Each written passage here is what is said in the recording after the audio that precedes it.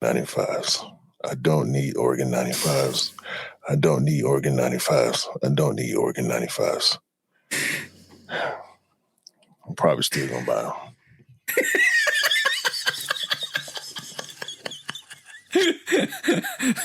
That's funny. Where's the button, man? I'm trying to hit the button. Oh, there we go.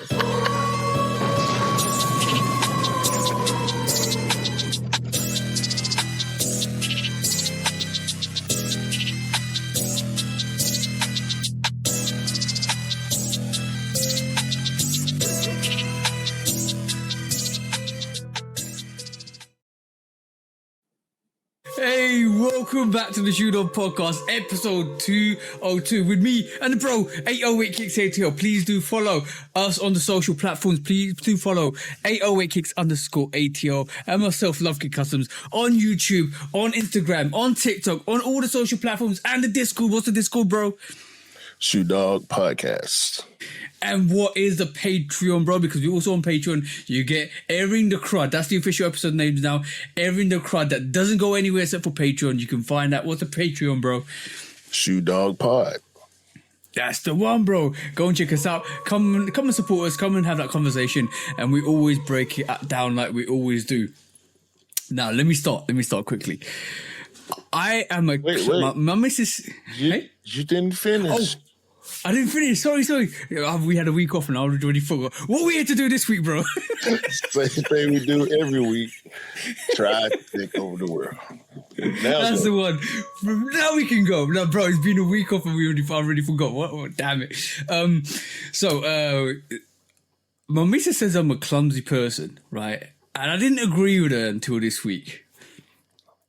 I had to get a new set of headphones. I've got a new set. I've still got one set of the old headphones that I use, and I can function with that. And this is now the podcast headphones.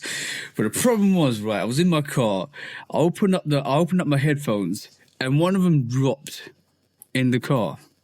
And I was like, all right, cool. Let me find this. Put the light on. Couldn't find it in the front. I thought it dropped in the back. So to me, I just pulled the seat forwards, and all I heard was a crash. Right, the headphone had landed in the rail of the car, and I moved the seat forward, and it just obliterated it, bro. Yes, I can officially claim I am a clumsy person. I mean, accidents happen, bro. Accidents happen. Yeah. But I have a new set of headphones there now, which are actually quite nice, actually. The Sony. I think there's an M1000 something that just came out as well. It's nice, but I'll use them for the gym, and I'll get another set later. But the ones I got now in my head are the old Technics, which I use, which are still good. One set is still good, and I can still hear you, which is fine. I've always only used one side of my headphones. Yeah, like I actually got two. I got two of these, the Samsung Galaxy headphones. One set is I bought a new set for my phone, and they was on sale, so I was like, whatever, I might as well get another set. Exactly. And so I started using this other set for the computer, and now I use them for everything. Like, I mean, I still use my speakers, like if I'm watching the game on my computer or if I'm watching a show or whatever, I'll have it playing out loud on my speakers, but like if I'm making a beat or recording or whatever the case is, I always use the headphone. But I always use one side. I rarely use, it's only when I'm making a beat that I'll use both sides of my headphones, my earbuds rather. Because, Mrs. tells me, like, you need two sets of pairs of headphones. You need one for the gym and one for home. So at least you know if you damage the gym pair, you need replacement, and you can have the ones in house so you can actually just use it for the pods and stuff. So yeah, I agree with her. But she calls me clumsy, and she's seen me fall up the stairs as well. So yeah. Yo, falling up the stairs is. It's not as bad as falling down the stairs. Yeah. But falling up the stairs, it can hurt just as much as falling down the stairs, depending on your momentum And like especially if you carrying something, oh man, it's a bad day. Because you can hurt your feet falling up the stairs. Like if you miss a step or you slip off of the step and you in mid stride, so you taking your opposite foot off, and now you just in the air for a split second. Bruh, turmoil. You're banging your leg and your knee on the stair, bro. Oh my God. Your face is in danger when you fall up the stairs, especially if you got something in your hands. Because then what do you drop what you're carrying? Hopefully you're carrying something soft like some clothes or laundry or whatever. It's never your fault. It's never when I'm carrying anything, bro. It's when I'm just running up the stairs, I fall upwards. Why we shouldn't be running upstairs at our age? No, I agree. I cannot figure out why. You know how when you're a kid and you just move with excitement, like with stairs, you wanna run down, you wanna skip up, you wanna like. I still do kiddie stuff. I feel like as a man, there will always be kiddie things that we do. Yeah. My missus says I'm still a big kid, and I agree with that. Men don't grow out of being kids. Like in our hearts, we're still women don't either. They just kids. don't let us see it. Oh yeah, that too. Like that 100%. That's true. Like I don't think we ever grow out. But it's funny. Like, bro, I've fallen down steps. I've fallen up steps. This is the worst one. I'm in charge of doing the dishes. Right. I don't know about you, bro. Look, Mrs. says the kitchen's mine. I do the dishes. I clean. I make sure the kitchen's good. Right. She leaves me with that. She does everything else. She does laundry. I help her with the hoovering, but she does everything else. She says that kitchen's your domain. You got to keep it clean. Now, unfortunately, me being a clumsy person, there's many a time when I've dropped a seasoning bottle on a plate and it's smashed. Wait, how fragile are the plates y'all buying? No, this is the glass seasoning bottle. You know the shaker glass seasoning bottle. And from the top, there was, I broke a plate yesterday, and she come running in. She goes, "Hopefully none of my good stuff." I was like, "No, it's just a little bowl." She's like, "You always breaking stuff." I was like, "Yeah, I'm sorry. I'm tired. I'm reaching for something, and something else skips, drops, and then it just drops on the plate." What? Never mind. I was about to ask a question that I do not want the answer to. I absolutely do not want the answer. Never mind. Hey, so how's your week been, bro? It's been up and down. Okay. I'm happy about some things, and I am pissed off about some things. What you want to go with first? Let's start with the bad and the good. Let's start off with the bad, so we end up with the good stuff. It ain't. You know what? Let me go good first, because I want to cuss. Okay. I'm waiting on that 10 minutes to hit. Oh, okay. If you're waiting on that 10 minutes, let's talk about. Or you go first. I'll go first, right? So my week's been good. I helped E out cop the Laker Falls, which is great.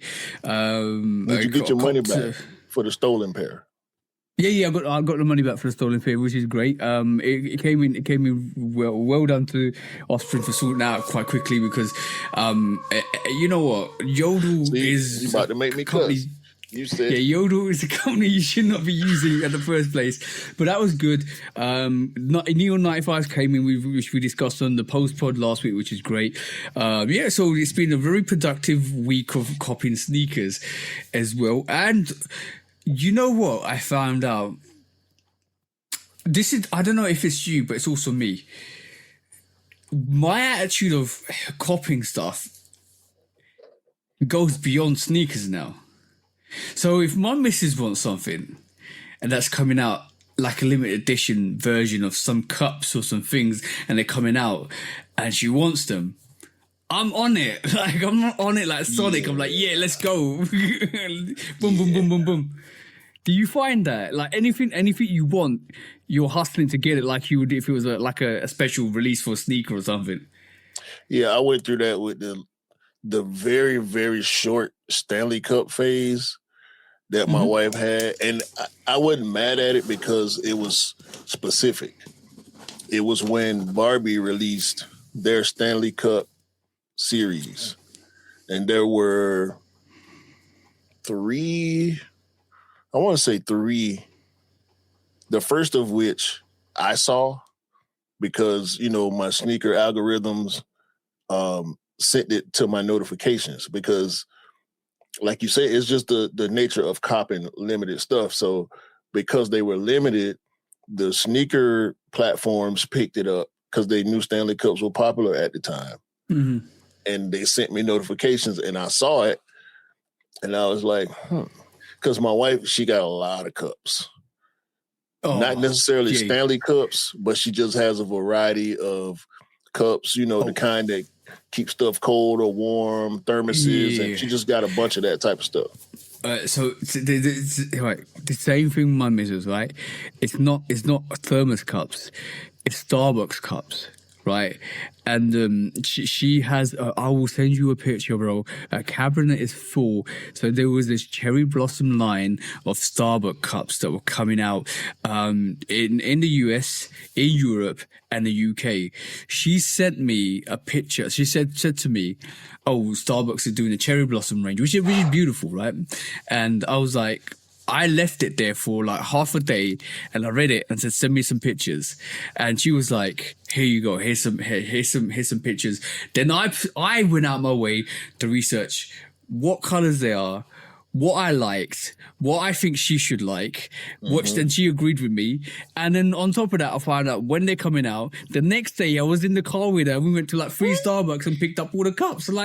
And you know what? At the end, I was disappointed. It was like, this isn't a challenge. Where's the challenge? Well, certain stuff, I think you did the right thing because when series like that happen, you never know what the demand, especially if it's something that we're not into. Like we into sneakers, so we try to gauge demand with sneaker stuff and streetwear stuff, but with cups, like we're not cup guys. You know what I'm saying? No. If we was in the cup culture, the ladies are like our ladies are like, when them Barbie Stanley Cups dropped, I saw it and I thought to myself, my wife likes cups, so I'm gonna just go in. I can't remember if I said something. No, I didn't. I surprised her with the first one because it said it was an 80s Barbie's 80s something, and it had the word rockers on it. My last name is Rocker. So I'm like, yeah, I gotta get that, right? So I got that one. It came, she didn't know it was coming. So I acted like, it was a shoe or a hat or something like that, opened it in front of her. And I was like, oh man, they sent me the wrong thing. And she was like, what is it? I said, man, these folks done sent me this damn Stanley Cup. I ain't ordered no damn Stanley. And when she saw it, she was like, nah, they sent you the right thing. bring that right over here. So now she has 2 of those. She turned around the next day and bought another one. And then there was, once she saw the full series, there was a second one that she liked, so she ended up getting that one. But I also went through the same thing with La Barbie because the association is Barbie. She collects like all the limited Barbies, not all but certain ones. They do a lot of black Barbies and celebrity Barbies and stuff like that. So she collects that type of stuff. And as soon as we saw the news about La Barbie, we was on it. Yeah, it was over.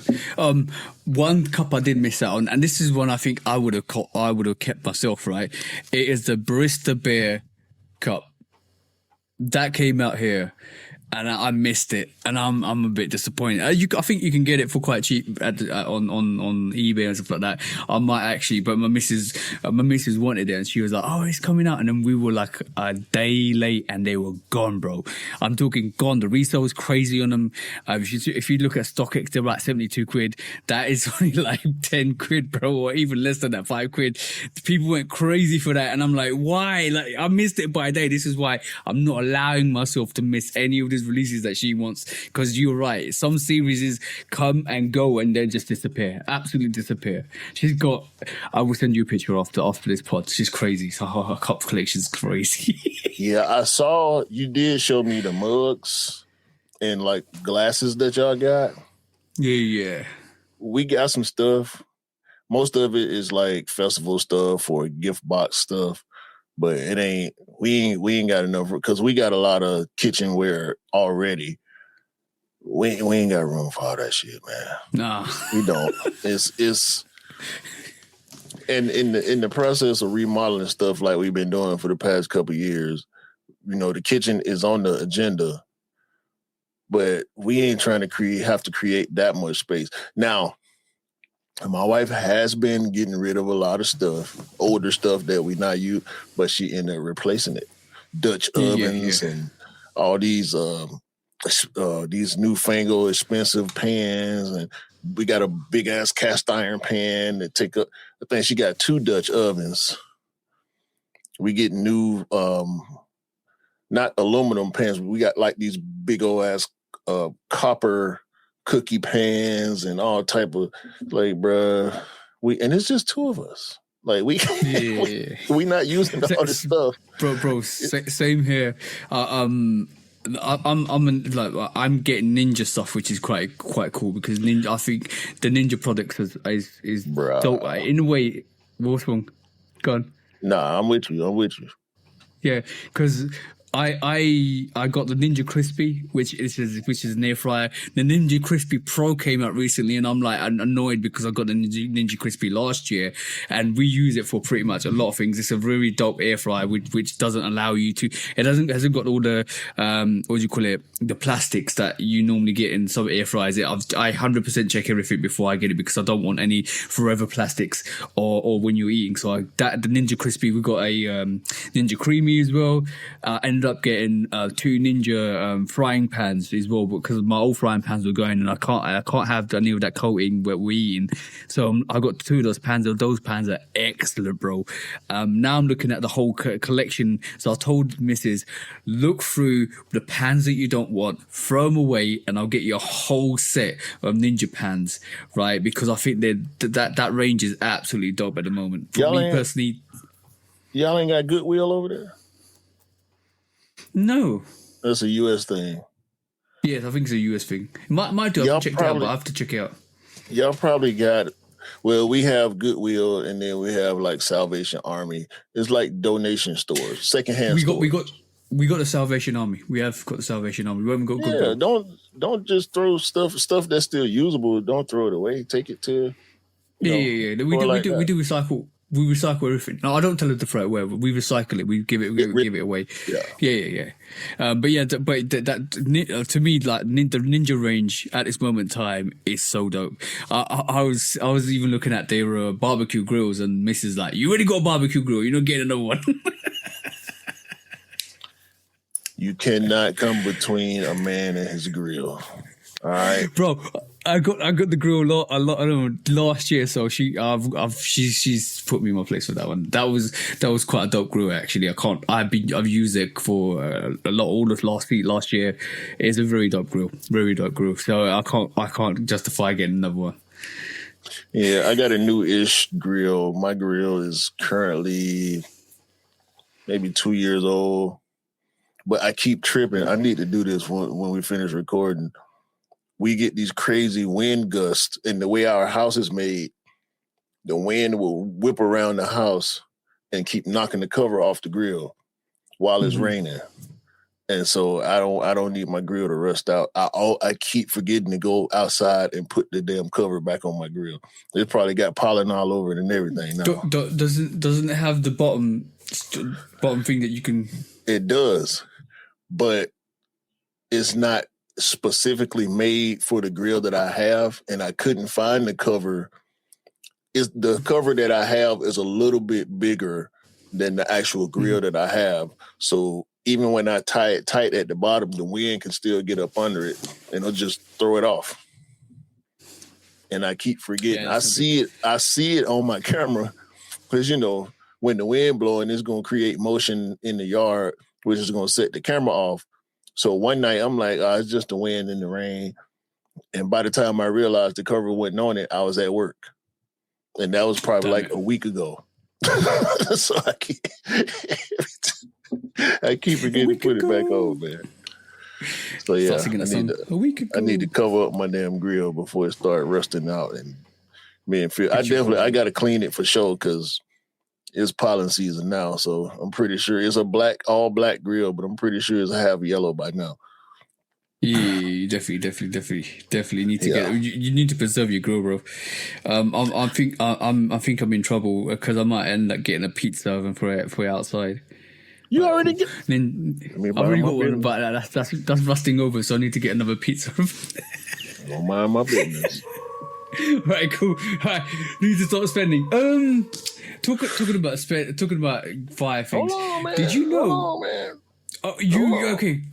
Good and bad. Bad and good. Go on, your turn, bro. We'll go bad first. Okay. I would like to officially declare fuck Luke Cornett. That motherfucker is almost solely responsible for getting the Atlanta Hawks and Magic City Night canceled. The Atlanta Hawks, in partnership with Magic City, a very, very popular and renowned establishment for adult ballet and gourmet wings in the city of Atlanta, had a collaboration to do a Magic City Monday. This coming Monday, the same day that this episode dropping on Patreon, I will be attending that game. It was already in my package. I didn't have to purchase tickets. I already had tickets in my package for this season. Luke punk-ass Cornett, who does not play for the Orlando Magic, because that's who the Hawks are playing that night. He played for the San Antonio Spurs, opened his lame-ass mouth about the fact that Magic City is an adult ballet establishment. And the kids, and it's not right. You a bitch, Luke Cornett. Yes, you are. You a sucker. And now, all these people from around the internet, because all y'all lame. Ain't none of y'all Hawks fans. Ain't none of y'all got tickets to the game. Don't none of y'all care about how we doing or what we doing. Got all these comments and uproar, and Al Horford punk ass, who used to play for the Hawks, we didn't like you then. Killer Mike said it best. Killer Mike said, we don't fuck with Luke Cornett. Al Horford, we never fucked with you, even when you played here. This ain't got nothing to do with y'all, okay? Magic City is a historical landmark, a cultural icon in the city of Atlanta. Let us be us. It ain't got nothing to do with y'all. Don't now one of y'all play for the Orlando Magic? Ain't nobody from the Orlando Magic organization, team, staff said nothing negative about it. I'm pretty sure the Orlando Magic players, just like many other teams who come to Atlanta, frequent Magic City for the wings. Just for the wings. Ain't nobody. Adult ballet is great. Never mind the adult ballet thing. What was happening at the game was lemon pepper wings and hoodies.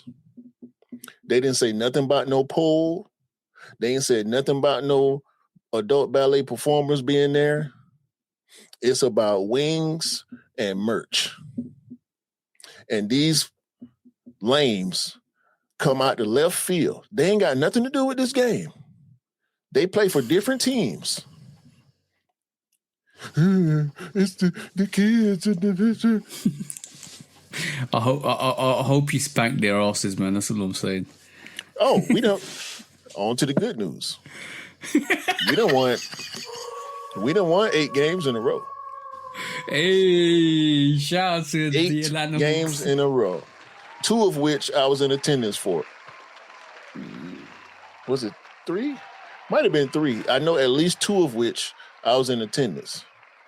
So we've been rolling with Jalen Johnson, Kuminga, and Nickeil Alexander-Walker, like we was talking about last time. Yeah. But here come these lames. Want to spoil a good time. Because y'all some That's what it suckers. is. No, that's what it is. They ain't said nothing about the other 29 teams that parade cheerleaders out there scantily clad every game, just like the Spurs do. They ain't said nothing about these teams that's running up and down the court with sponsorships from gambling companies on their jersey. They ain't said nothing about the commercials from the gambling companies that play during every televised game. The fact that you can watch every halftime TV timeouts, if you got the NBA League Pass, they don't play commercials. They show you what's happening in between the timeouts. Get what I'm saying? So you can see everything that's happening in every stadium, in every arena during the game, if you have League Pass. Every team got cheerleaders, bro. They come out there half naked. They ain't saying nothing about that. What about the kids coming in the game and see the cheerleaders? What about influencing the kids to gamble with all these gambling apps and commercials and sponsorships that these teams got with gambling? They ain't saying nobody said nothing about that. Unfortunately, when you're winning, bro, that's what they do. They come at you sideways. When you're winning, they want to throw you off your stride, and that's how they do it, bro. So it's a tactic, it's a dirty tactic. It's a lame tactic, it's a dirty tactic, and they're trying to knock you off your confidence. But what happens sometimes is the opposite. You rival up the opponents, and what they do, they come back 10 times stronger. That's what's going to happen. So don't worry. No, we've been smacking these teams on the road and at home. We've been smacking them. 8 straight W's. We are 34-31. We're climbing up the playoff ladder. Hopefully we can get to the 6th spot so we ain't got to worry about the play in. We can just sit. Hopefully we can get to 5th. And with this young team that we got, it's looking good. Like, I know we still got some moves to make. Our team is not necessarily well-rounded in any way, but we doing good with what we got. So it's good. We've beaten some good teams. Like, we ain't just whooping scrubs. You know what I'm saying? We beating some teams with better players than us, and more teams that are more established than us. We've been beating. So I'm not just saying like we world beaters or nothing, but the fact that these lames, Luke Cornett and Al Horford, y'all suckers and squares. And I've been arguing with people. I've been arguing, bro, in the comments on the Atlanta Journal-Constitution when they announced that the NBA had canceled the promotion. Oh, I was in them comments, boy. I'm up in there. Because y'all can't tell me shit about my Hawks. Y'all can't tell me shit about my city. I pay for Hawks tickets, club member, for 2 years straight. Y'all ain't at these games. I don't see y'all there. When we win, y'all ain't in the comments. Motherfucker want to argue with me about y'all need to put winning product on the court. What the fuck that got to do with wings and hoodies? I like lemon pepper wings and hoodies. But sometimes, unfortunately, when you're having a good time, some people don't like it. And that's the lame-os for you. I know, I agree with you, but that's the lame-os for you. Lame-os be lame-os. They have always you know what? Karen and what is it? It's a Karen, and what's the male equivalent to a Karen? I can't remember what the Ken and Karen. Ken and Karen, yeah, the Kens and Karens come crawling out their woodwork to actually have a little bit of a, oh, you shouldn't be doing this, you shouldn't be. Shut the fuck up. Shut up. Shut the fuck up. Let people have a good time. When you're having a good time, nobody says anything to you. So let people have a good time. Mind your damn business. You wasn't gonna be there no way. And when they come, bruh, I promise, I swear, ain't nothing wrong with adult ballet. It's a lawful, it's a career. These women are paying and what about the male adult ballet performers? What about them? Huh? Y'all hating on them too. Y'all hating across the board. It's just hate across the board. Y'all some suckers and squares. If you don't want to participate, do not come to the game. Shut up. Mind your business. Let Atlanta be Atlanta. What's that song?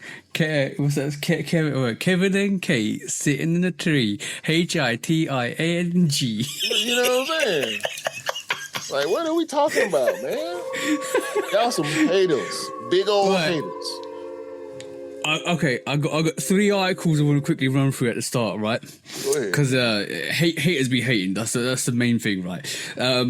I've got good news, bad news, and not so good news.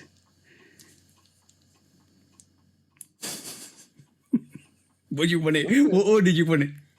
It don't matter. I'm pissed off now. Okay, let's give you the bad news first, right? So, Ticketmaster, I heard this week, right?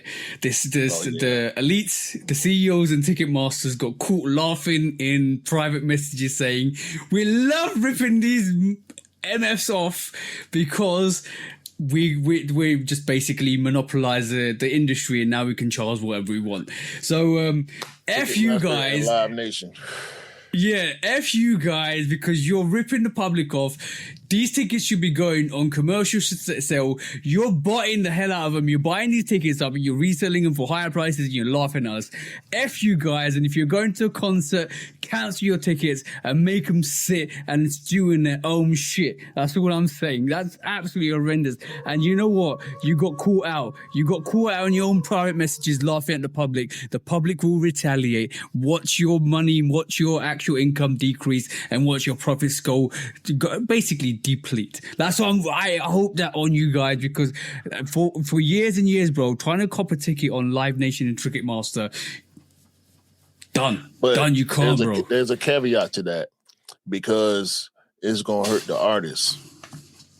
It's gonna hurt the fans to not be able to see their favorite acts, and it's gonna hurt the acts to not have full crowds when they're doing these big shows. Furthermore, Live Nation, I didn't know, Live Nation owns over 90% of these big venues. Do you monopolize it? It's a monopoly. Yeah. Yeah, of course it is. Like so they're dancing in our faces. Yeah. Right. There's one of the, I believe it's North or South Korea that actually banned reselling. Yeah. South Korea. This is the sugar. There's a cherry on top, right? South Korea basically I'm pretty sure South Korea, either Japan or South Korea, one of the two. Yeah, my bad if I got the country wrong, right? But one of those countries actually now has disqualified people from reselling tickets. And if you're caught reselling, right, they basically send you they charge you a substantial amount of money. Ridiculous amount of money. 10 times the amount of the original ticket price that you have to pay in a fine. And this is the beauty of it. And this is so magical that I wish I came up with this, right? They give you, anybody that reports them, they give 10% of the actual profits. Yeah. The whistleblower gets 10% of that 10 times the original price as a reward. That's dope. That's how you beat resale. That's how you kill resale. Yeah, that encourages you to snitch on the person that's trying to resell your ticket. I want that mullah. Give me that 10%. Man, listen. Yeah, I wish we could get something like that in the sneaker industry. Yeah, that'll be dope. That'll be dope. Okay, not so good news. So basically this week, hold on, let me remember. Not so good news. Oh, the Off-White Jordan 1, there is a fair now. There's like a world fair that's coming round. It's hitting, I'm just reading off, Los Angeles, Hong Kong, New York, London, Paris, Tokyo, and Chicago. And the first one is on 14th of March to the 15th of March. You can go there. You can apply for a raffle. There's no in-store. You can't, or in like you call it in-store, but you can't get it in a location. You have to put a raffle in that city, and you be able to cop it in that event. So yeah, there's a world fair for the Jordan 1 Alaska at the moment in time. So yeah, watch out for that. If you want a pair of those, it might be a bit of a move to get them. But they are coming to your local retailers, which is good because we're going to get local retail. So, but these are the first pairs that are coming up in terms of like Off-White and Nike doing the world fair, which is not so good news. But if you want a pair, you have to be in those cities. But that's the early pairs. So watch out if you want them. Lucky enough, New York's on there, London's on there, Paris and Tokyo, Chicago and Hong Kong. And obviously, if you're in LA, that's happening. This probably already happened by the time we actually release this episode. Good news. Nike's giving you a free giveaways if you have fire fits for the Air Max 95. So you better be putting your fire Air Max 95 fire fits on and tagging Nike, so they might actually give you some free giveaways. Yeah, I keep forgetting about that. I put on. I had a fit with my Morehouse 95s last Monday, I want to say. Did not take pictures. Actually, I had on a Nike shirt too, which probably would have helped. I did the Sung Soo, aka 211s, last Saturday at the game. Did not do a fit pick that day. And I had on something else the day before. I can't remember what it was. A different 95. So I'm gonna do something. I might just do something just to take the pick to tag them because I ain't got no plans on going out this weekend. I may still go out, but I ain't got no plans. Actually, I got to go pick up 13s in the morning. Ooh, with the cherry. Yeah. Shout out to Bush, picking up a pair for the bros. So, yeah, I'm going to do a fit in the morning and get my fit pick off tomorrow. I think they're dropping 40 minutes here, so I might try and cop them. You know I'm going to cop the cherry 12s. 13s. You know I'm going to cop the cherry 13s. Did I ask you if you... Ain't nobody ask you nothing about that? By the way, I had a stash. I said last week on the Air in the Crowd I was going to wear the stash 95s, and I did wear the stash 95s. Comfortable sneaker, very dope. Feet, all like dark navy top. I think it was I can't remember who it was. Dark navy top, black cargos. That are stashes on feet. Fire, man. That's the fire sneaker. They pop out. Yeah. You can do anything in between black and royal with that shoe because it's just a blue gradient. So almost like the middle variations of the color blue you can wear with those. I got a multitude of blue shirts, but you still got to pick the right one. You can't do like a light blue, sky blue, UNC, Columbia blue. Mm. That's a little bit too light for it. But you can do black, obsidian, and royal for sure. Or like a photon blue. I think that's probably the lightest color blue you can do with them. It was Keith. I was remembering Keith Haring, my Keith Haring dark navy top, blue top. I wore that. We could match the sneakers perfectly. White in like white hair, just graphics on it at the back as well. Dope, very dope. That's the only thing with the Stash 95, bro. Ain't no white on them. It's just blues and black.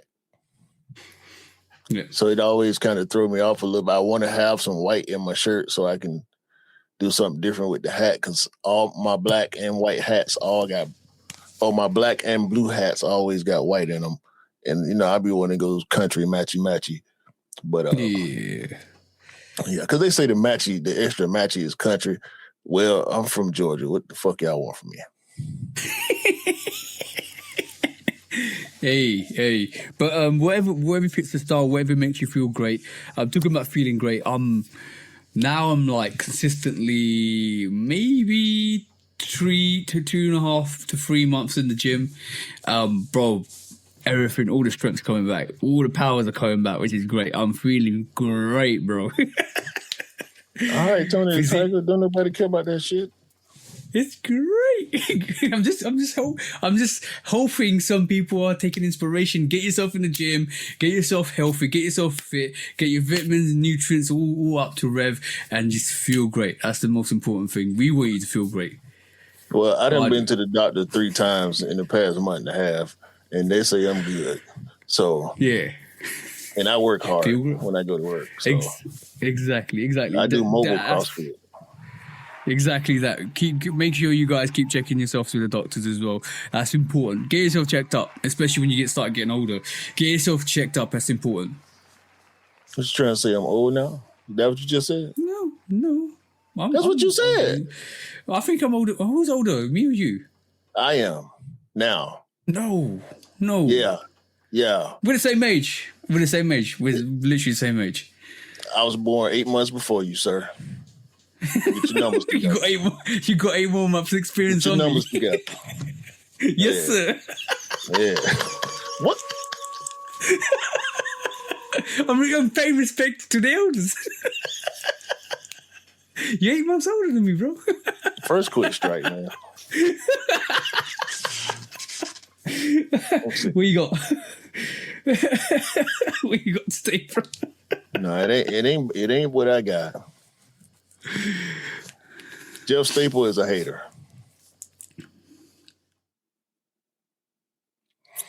He keep finding more ways to piss off the community. I'm convinced at this point that he don't belong in sneaker culture. This fool that jumped outside talking about the brick by brick shouldn't be sneaker of the year because of 30-year-old silhouette.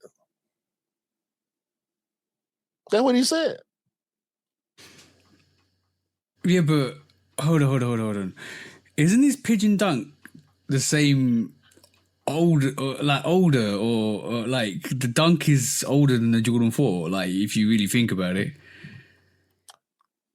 the dunk came out in 1982. Yeah, so the dunk is 44 years old. But if he did the pigeon dunk again, he would expect that to be sneaker of the year. Like, you can't be a hypocrite like that. Like that's some hypocrisy straight up. Like, that's straight up hating. He's a Ken. He's a Ken. It wouldn't be. Yeah, his name should be Ken Staples. Ken Staples. You know what? No. Karen Staples. That's what it is. He's Karen Staples from now on. I really do think he's got a bee in his bonnet about not doing that maybe another would you call it, pigeon dunk. Like, I think like the community is crying out for it. He feels like he deserves one, and Nike's not doing it, and maybe for good reasons Nike's not doing it, and he feels a certain way. Fair enough, but you can't sit there and just say I'm a hate on a sneaker. Like, he should know the story. He should know the retrofit. He should know the materials. He should know the colorway. He should know a lot of people were hype behind it. He should know the resale. He should know that sneakers sold out. He should know all the platforms, all the social platforms, and everybody that's got that sneaker thinks it should be sneaker of the year. So what is it? Is he trying to be controversial to buck the trend, or is he just straight out hating because he just wants to hate? I don't know, bro. Like, it seems like he's trying to be controversial for the sake of it.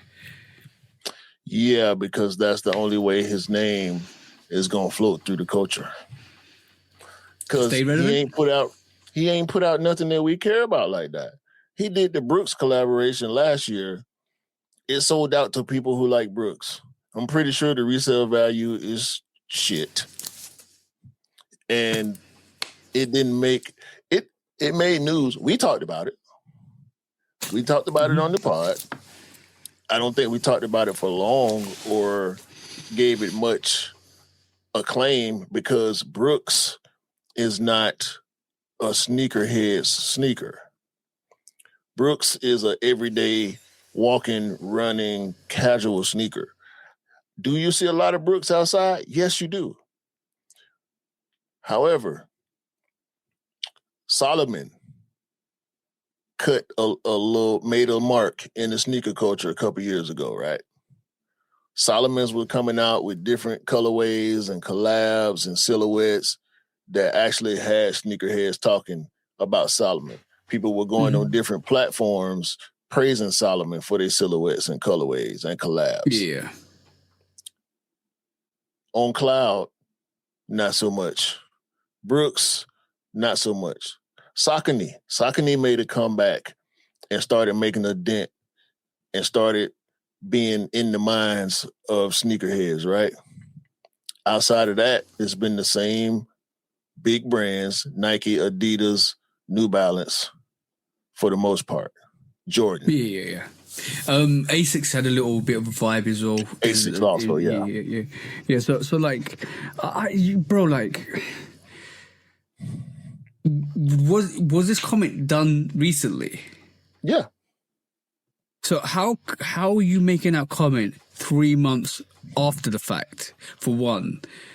And secondly, if you thought that at the time, you should have said that at the time when it was announced that the Brick by Bricks was Sneaker of the Year. Because majority of the people actually thought that was supposed to be Sneaker of the Year. He was too busy throwing fake dunks on power lines in New York. But okay, let's He did that. Let's not forget. He did that. No. He took a fake pair of pigeon dunks and threw them up on a power line in New York City. That's what he did. But that fake I put the X-Files music on just to say, what would Karen Staples say next? Take your guess. Whatever is going to get him in the news. Try to drive some hype towards whatever the fuck he's doing. Because as a streetwear brand, Staple ain't popping as much as these other brands are. He's not Supreme. He's not Palace. He ain't none of these people. He's not any of these. He's not Essentials. You know what I'm saying? He can't keep up on either front. He can't keep up on the streetwear front. He can't keep up on the sneaker front. These brands ain't looking for him. They're not checking for him as a collaborator. He's the same person that said 3D printed sneakers would be the future and we won't have retros. He's the same person that threw fake sneakers on the pole. He's the same person that said the Brick by Bricks shouldn't be Sneaker of the Year. He's probably be the same person that would say the Mischief big red boot should have been Sneaker of the Year. Watch this. Do you remember when we went over Nice Kicks' Sneaker of the Year and how they broke it down into categories? There was this one commenter on this post, some dude named 808 Kicks. He said he's mad at Complex, but he doesn't want to say it. Nice Kicks did a category-based list. Guess who didn't make the cut on the new silhouette list? Come on, bro, tell us. Jeff Staples. Hey, there you go. He didn't make the collaborator list, and he did not make the new silhouette list. So what the fuck is he talking about? Who does he really need to be mad at? Let me say this to you, bro. Right. Clout chasing or the chasing of fame is such a crazy thing that once you get the attention, you want it more and more. And because you want it more and more, you start to do some crazy things to get the attention back because you feel like you deserve it, because your entitlement grows more and more, because you want that, you need that, you lust for that, and all of a sudden you say crazy things, you do crazy things, and just to make yourself relevant, to let people know you're still there. It's like the person in the back saying, "Hey, I'm still here. Of course you're still there, but nobody's paying attention to you. So you have to do the wildest, craziest things. You have to though, because you want that desire and that lust and that fame and like fortune that you think you were promised because of your entitlement. And there you have it, bro. That's the thing we call clout chasing 101. Because you need it, because you think you deserve it. That's that. Let me read one more comment for Karen Staples. This is from Planet Terrible, an Instagram user. Great name, by the way. At Karen Staple. Neither does making everything a pigeon for 20 years. We get it, bro. New York City has birds. Stop littering the streets with fake dunks and calling it culture.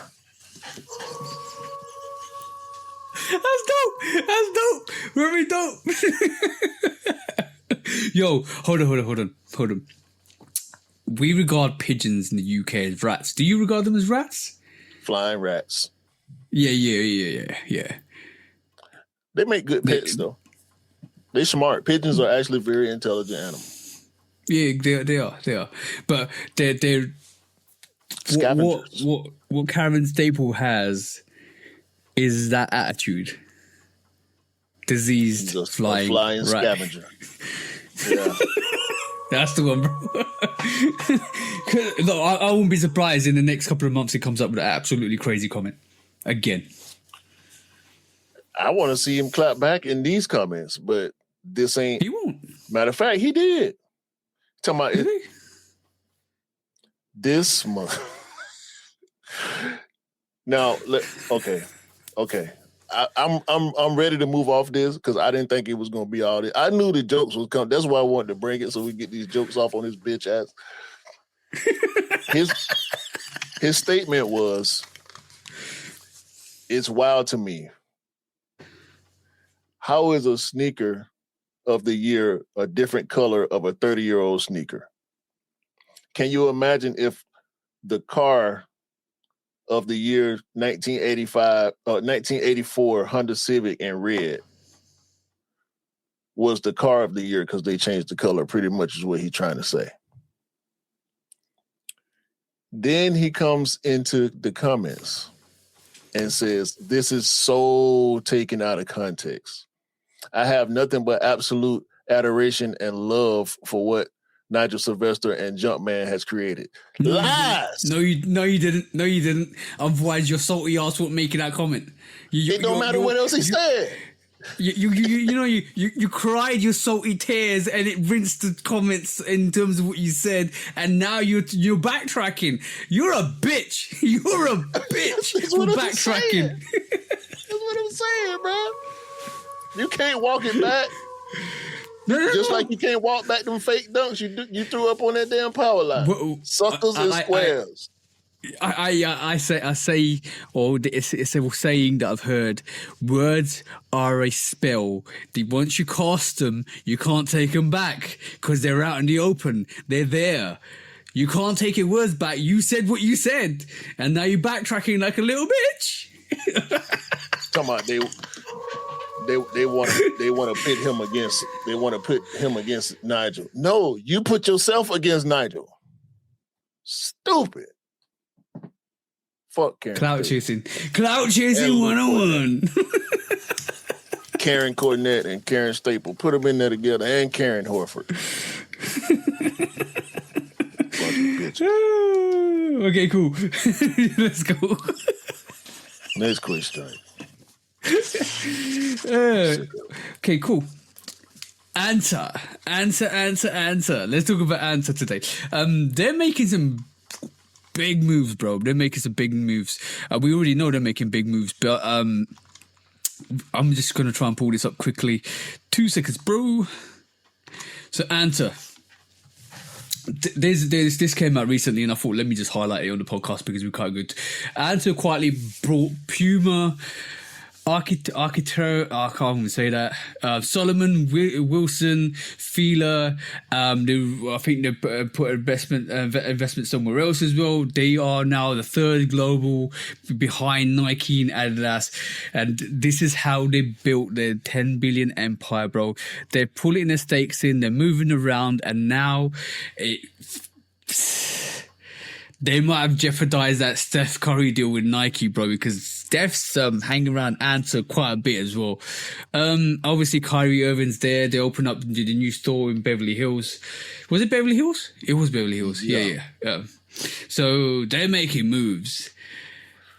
Do you feel that they could surpass, and we're going to talk about Adidas in a bit, but did you feel they could surpass Adidas soon with what they're doing? Because they are... No. What do you think they're gearing up to do? I mean, they trying to compete, which is admirable. Like, I can't knock them for trying to compete. That's what you're in business for, to be competitive. Remember that figure for later. The revenue at this moment in time is 10 billion a year, with 7,000 stores across markets. Just remember that figure for later, because that's important. But yeah, at this moment in time, they're earning 10 billion a year in profit. I would venture to say that most of their retail stores that are Anta branded stores are in their base market, which is China. Mm-hmm. Fila, which is an Italian brand originally, is not moving the needle. Sorry. Yeah. I agree with that. Puma, which I believe is a U.S. company originally, ain't moving the needle. Sorry. Puma threw everything at the wall a couple years ago, all type of quirky collaborations. They was doing collaboration with Kool-Aid, for Christ's sake. They gave Clyde a lifetime deal because Clyde is pretty much the first signature athlete, and the Puma Clyde is, and in my opinion, will forever be a super classic, just because he was the first basketball athlete to sign with a brand for exclusive rights and had his name on the shoe and all that before Jordan. Puma ain't moving the needle, bro. I agree with you on those fronts, but I like this comment. The strategy is simple and sharp. Buy distressed Western brands, keep heritage, upgrade operations. I'm gonna that upgrade operations is important. Go on. Wilson is a tennis brand. Yeah, I know. If you're not playing tennis, you don't give a damn about Wilson. I agree with you on that. I feel like buying Puma and Fila and Wilson, potentially not more than Wilson, but buying Puma and Fila gives you a foothold in the brands themselves, but it gives you a foothold in Europe in terms of making Anta a name in Europe.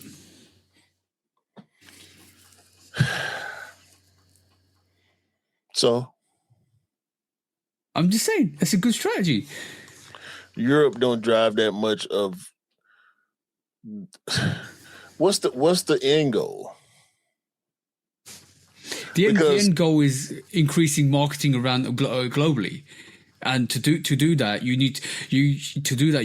you buy. It's almost like you buy a warehouse that already existed that is run down, and then you've got a place and a foothold, or where you can actually kind of upscale your own branding. And that's potentially making like, rather than buying a brand new and building something up from fresh, you've got something already in place. I'm Anta right now. Can you see me? Hey. Just about. I'm Anta. Hey.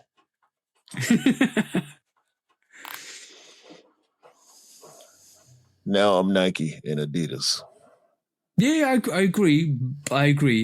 But I don't think it's as simple as that. I feel this is a long term strategy to actually increase global awareness of Anta, and what they're doing, I think, will pay off in terms of their brand. Fila and Puma ain't finna do nothing to increase the marketability of Anta. Them acquiring these other smaller, less sought after brands ain't doing nothing for the parent company. Mm-hmm. Whatever revenue is there to be had from a Puma or Anta or a Wilson or any of them other much smaller brands ain't got shit to do with whether or not people gonna start or continue to buy Anta long term. Yeah, true, very true. But it gets your name out there, and I think when you talk, hold on. No, go on. These other brands have been established long before Anta started, right? Yeah. If they keep these brands branded the way they've been branded, because we know what Fila is around the world. Yeah, of course we do. We know what Puma is around the world. Mm-hmm. What are they going to do for Puma and Fila that's going to make more money and drive Anta sales? It's not going to drive Anta, the brand Anta sales. It can help the brand of Puma or the brand of Fila. When we're talking about money, Anta has to stand on its own as a brand. It's what I'm saying. I know, I can agree with you. And what I'm trying to say, okay, so I think the production line will be streamlined from China. So basically, you have more of the production coming directly to Puma and Fila, which is fine, which will do more for those brands. But now let me switch the question. When we started the podcast like 5 years ago or however long it was, we didn't know Anta, right? And then it was only through the progression of this podcast that we started talking about Anta more, since Kyrie Irving, like acquiring Kyrie. Kyrie. Yeah, acquiring Kyrie Irving, right? So now Kyrie's made Anta shoes. Now we know Anta. Now they're getting a bit of a reputation. The name is escalating through the scales. They were down here. Now Kyrie's brought them up here, right? Now you started crying Puma, Wilson, Fila. Now people start to be, people. You're making big moves. The market's talking, and now you're getting known more. Then you increase your sales, increase streamline, make production from your home base. Now you become a company that was just in China. You're starting to put footholds in Europe, in with Puma, with Fila. You put a store in Beverly Hills. You got Kyrie Irving to open it. Now you got other people curious about your brand, and sometimes it's all about reputation and how many people know you. Rather than being in the back of the crowd, you're in the middle of the crowd now, and now you're the third biggest company. Now everybody's talking about you, and on top of that, if you do acquire more athletes, which they potentially will do with their upscaling of their business, you build your reputation, and that's how they're building their reputation. So no longer will they be in the back or the middle; they might be pushing for the front if they start acquiring athletes. If they start going into different areas of sporting range, like tennis, maybe hitting more basketball sneakers, maybe hitting more football sneakers. They need to venture. Like Puma's definitely got a sporting range like soccer or football. If you guys, we call it soccer or football, whatever you call it. So they could venture into that. So there is potential. They are doing stuff secretly behind the scenes, as well as making big moves in the front. So I do feel that all of this move is to increase the reputation of their brand and put footholds in areas they weren't before. And I think it's a brilliant move. Bro, Tom Hanks did more for Wilson than Anta will. Let's see. But it's interesting. The whole thing is interesting. They've risen from China to become the third biggest brand. And remember, New Balance. We talk about New Balance, Asics, Reebok. They've just surpassed them in a short period of time. Check this out. Go on. Top 10 most popular sneaker brands websites by monthly traffic. Nike, 105 plus million. Puma, 26, almost 27 million. Adidas, 24 and a half. Asics, almost 16. Skechers, Hoka, New Balance, Vans, Under Armour, Converse. Where's Fila? Where's Anta? But is that Puma? bias? Is that a bias skill? Because this is based on website traffic through January 2026. Okay. Puma is second at almost 75 million impressions less than Nike. Anta ain't even in the top 10. Neither is Fila. This is what I'm talking about. Without the popularity, I'm skeptical on that skill. I'm skeptical. I'm gonna be honest, because you can't be the third biggest revenue company and not be on that scale. Because, like I said, most of Anta's revenue is coming from their base, China. Yeah. So which is one of the most heavily populated countries on the planet. Okay. But how does that reflect on that scale? Because does that take into account? The world don't give a fuck about Anta.Maybe we should. That's what I'm saying. But bro, how much do you care? Always the quiet people. How many? No. How many Antas are you about to go buy because they got Fila and Puma? Bro, it depends on what the sneaker looks like. You're not answering the question.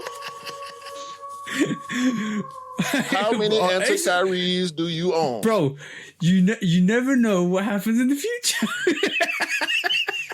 No. What I'm definitely saying is, I think this is why I say that's more popular than Anta worldwide. Skechers is more popular than it. No. I could. If you walk down the street and ask 10 random people, what's Anta? They're gonna probably say a computer company or a Band-Aid brand. People don't know what the fuck Anta is. And this is why you've proven my point. This is why it's important for them to get that reach that they need. Because before, you knew everybody that's speaking about Anta, wait in 2 years' time when they've opened up more short stores in the States, when they've opened up more stores in Europe, and when they open up more stores across the world.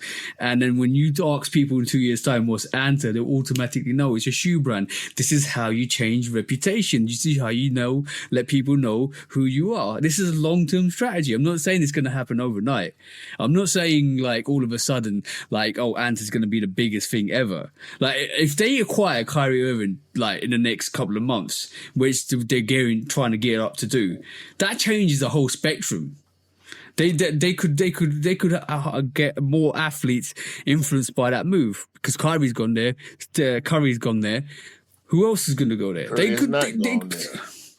They glazing Steph Curry trying to get him to sign. I know that, bro. We all know that he was, and we're hoping that he goes to Nike. But if he ends up somewhere else, then we open that conversation up. This is a long-term plan. But you already got it open. Okay. Let's say, for instance, Kyrie Irving ends up at Anta. Then what? Steph Curry, you mean? Steph Curry, not Curry. Steph Curry. Yeah, sorry, my bad. Then what, bro? And he takes his whole line and his athletes under him to Anta. Then what? What athletes? De'Aaron Fox? That's the only athlete he got. Who buying De'Aaron Fox Under Armours? Nobody. Bro, I'm telling you, I'm telling you now. What does Steph Curry do for Under Armour? Nothing. But people who are fans of Kyrie Irving and the NBA in general don't even know what the fuck Anta is. And this is what I'm saying. They're making the moves they're making to get their name out there. It happened. It doesn't happen overnight. It's a strategy that is going to take. Bro? Hey, I'm not paying. I don't pay me anything. I'm talking from a business aspect. In your back pocket. No, I don't. No, I wish I did. You thinking about the fact that if you're gonna shit on this list that Anta is not a part of, how can you so easily believe that they third in revenue? Because it's reported on official web. This is reported too. This is reported. This list is reported. Like, come on, man. You're gonna believe one report and not the other. No, because sometimes scales are skewed when people don't take other businesses into context.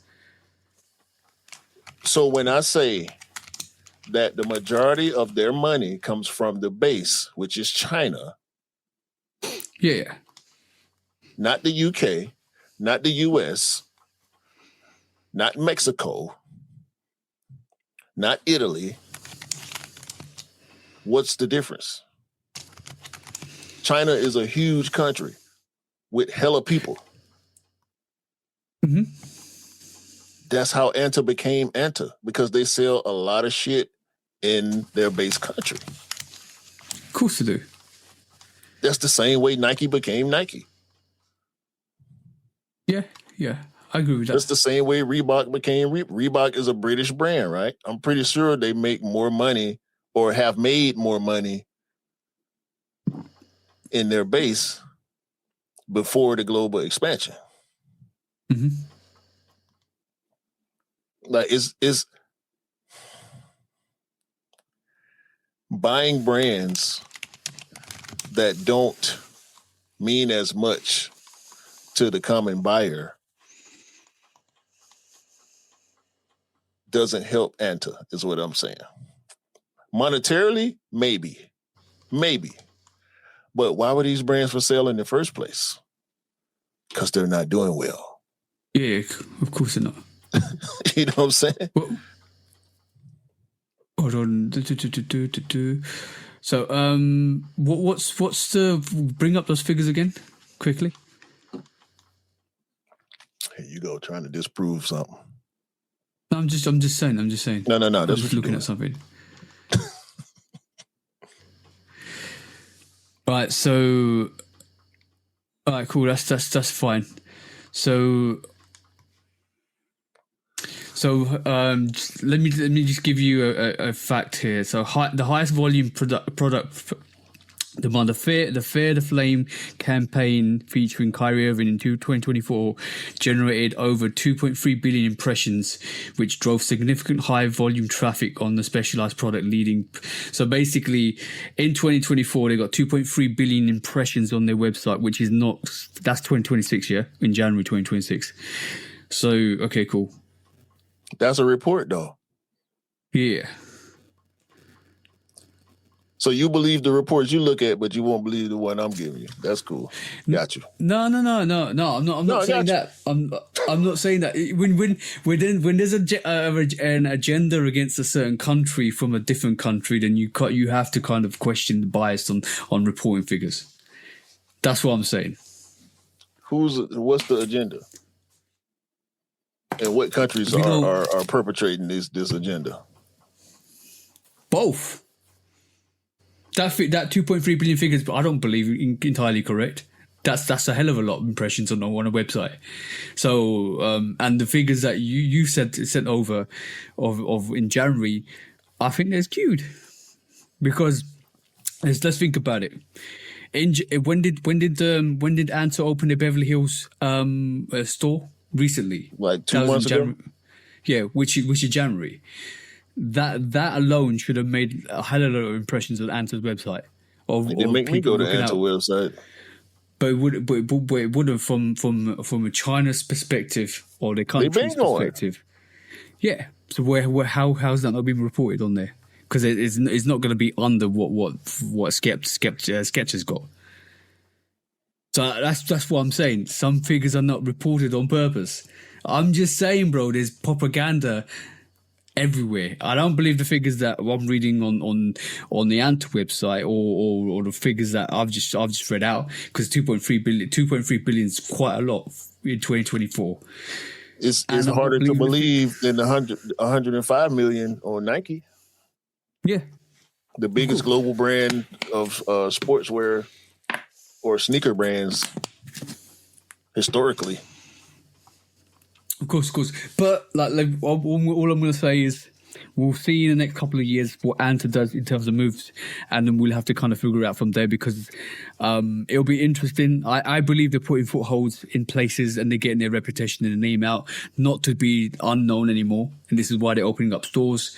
This is why they're buying up Puma and Fila and Wilson. This is why they're trying to get athletes. It's upscaling. Like what Reebok's doing is upscaling. Buying athletes, or coming in and buying athletes or giving them contracts, dominating the women's NBA with sneakers and stuff like that. They are actually trying to get their name out and change the reputation of Reebok. Like Anta's trying to change the reputation of being known as one of the bigger sporting brands from China, rather than being from China globally. I hear you. All I'm saying is acquiring brands that are less popular and less successful at this point in time does not help Anta. No. As a brand. It doesn't in the short term, but it might do in the long term. Okay. Agree to disagree. Okay, let's agree to disagree. Next quick strike. It was a good discussion, though. It was a good discussion. Yeah, well, yeah. We're going to always argue. It's okay. Yeah. Go on, bro. How many more Air Max 95s can I buy? All of them. The Palace Nike Air Max 95. You feeling that, bro? Yes and no. Okay. As far as a collaboration, the colorway looks really nice. We have not gotten full view just yet, but I see where they're going with the execution. It's a two-tone gradient. They got the big net instead of the more tightly woven net on the uppers. It reminds me of two different silhouettes smashed together, which I can appreciate. The gradient is a little short for my liking. I would like to see the gradient spread out a little more, but again, we have not seen the sneaker in full view as far as a medial, lateral, top down, and all that. Like we like to see before we make a full true judgment on something. It looks a bit like a dip toe one. Half of it's silver, half of it's black. Yeah, that's what I'm saying about the gradient. Like the gradient is real short. Like it's not much of a fade effect. Mm-hmm. But the only thing I dislike about it is how shiny the silver is. But that's not a knock on it. That's just my personal opinion. And let me say this. Comparison is the thief of joy. When you see something for the first time and the first thing you want to do, whether you're seeing something or hearing something for the first time, to draw comparison is nasty. Mm-hmm. You either appreciate it for what it is or you don't. But when you're judging things visually, the human brain can't help but draw comparisons. Yeah. We're always going to compare stuff with other stuff. Right. So to me, it's like the front of it reminds me of the Total 90 Air Max 95. Okay, yeah. I see it. Soon as I saw it, that's the first thing that popped up in my mind. The front of it, the silver part, is like the total 90. The back of it is like the triple black 95. Yeah. But I do appreciate what they're doing here. It looks good on feet.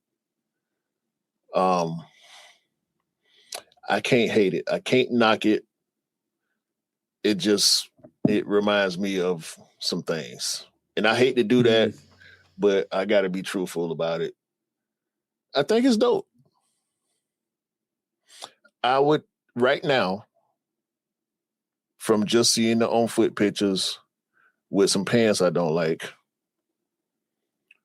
I'm going to probably give it 4 out of 5. Mm-hmm. What say you? I agree with that. I just need to see it more before I critique it or like it, one and two, because I feel like these are pictures that we need to just take with a pinch of salt. Like if the black is a gradient that flashes when you actually take a picture, then it all becomes silver. That would be quite dope to see. But like Black 3M. if it Black 3M, exactly. So that might be a little bit of a touch to the sneaker that might give it a bit more impersonation. If it's a tearaway, we don't even know if it's a tearaway on that top, or if it's just one hole, just like dip, like almost like a dip dye, half and half, like black on the back, silver in the front, no gradient. Like, we haven't really seen it with like close-up pictures, so it'll be quite interesting to see how that looks like. I agree with you. The trousers look trash on that, and it takes away from that sneaker. That throw those trousers in the bin and put some decent trousers on, or cargos on. That I like what I see, but I want to see more. See what I'm saying? Yeah, I think this is the best picture to try to gauge the gradient. I see what they're doing. I want to like it more than I do right now, but I'm gonna just wait. Next up, I knew you had sorry. I'm sorry, bro. I'm sorry. Oh my god, bro! Air Max 95 England. These got trashed, bro, in the comments, bro. Okay, so if you got, most of you guys don't know what's been happening in the UK recently, right? In the UK, we've had a party called the Reform Party, who is part of a, like, almost like a racist party. They don't want immigrants in the country. They want to deport immigrants. They want to deport anybody that's illegally here. And they don't understand the context, and they're stirring up hate and racism within the country, which I feel like is absolutely stupid. For one, and the demographic of the percentage of immigrants that we get in this country is 0.6 compared to the other demographics that are actually on welfare. So they are picking on the minority in that case and highlighting it rather than highlighting the key issues. That whole party is absolutely disgusting. All their supporters have been putting up English flags, which are white and red, St. George's flags, all over the country, and it's intimidating people because obviously they're part of that country, and everybody knows that if you put up that flag in that region, then you're not welcome, and if you're an immigrant, you're not welcome. So it's a bit of a racist thing that's happening.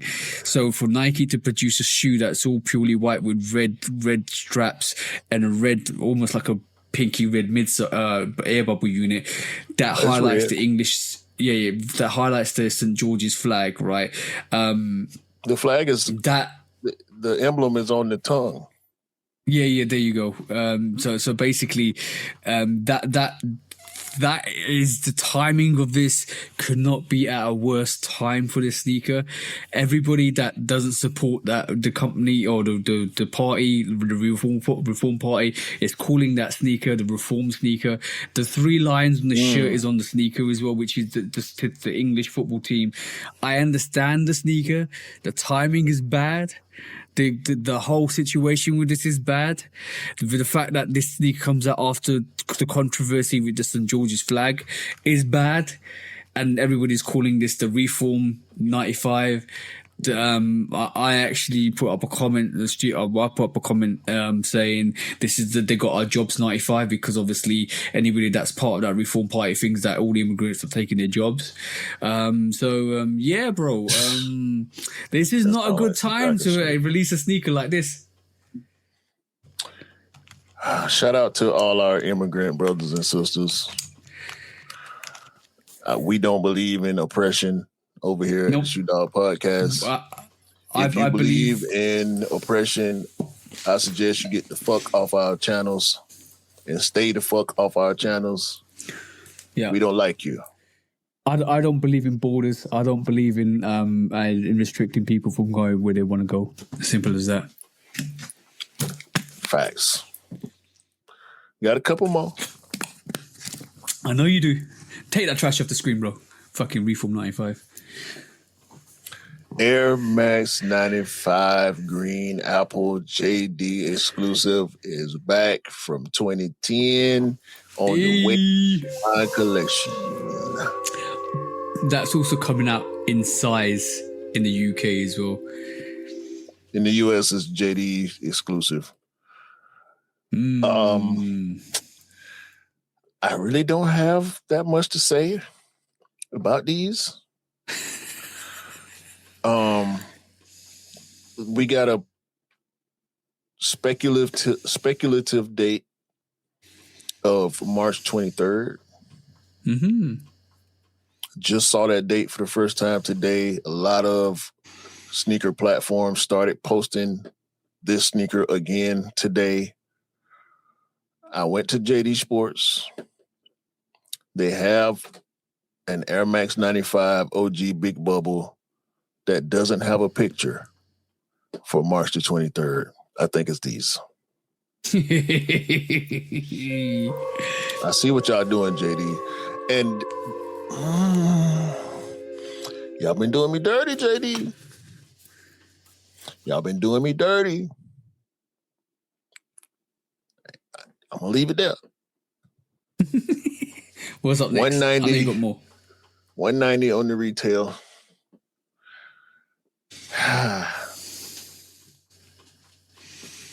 Air Max 95 Korea. Hey. Oh my. That's some nasty work, bro. Shout out to 110's lad. Y'all keeping us up to date with all the dope 95 information. This Korea pair is stupid good. Is it leather? Is it leather? It looks like pattern leather. It's a bunch of materials. Leather? It's crazy.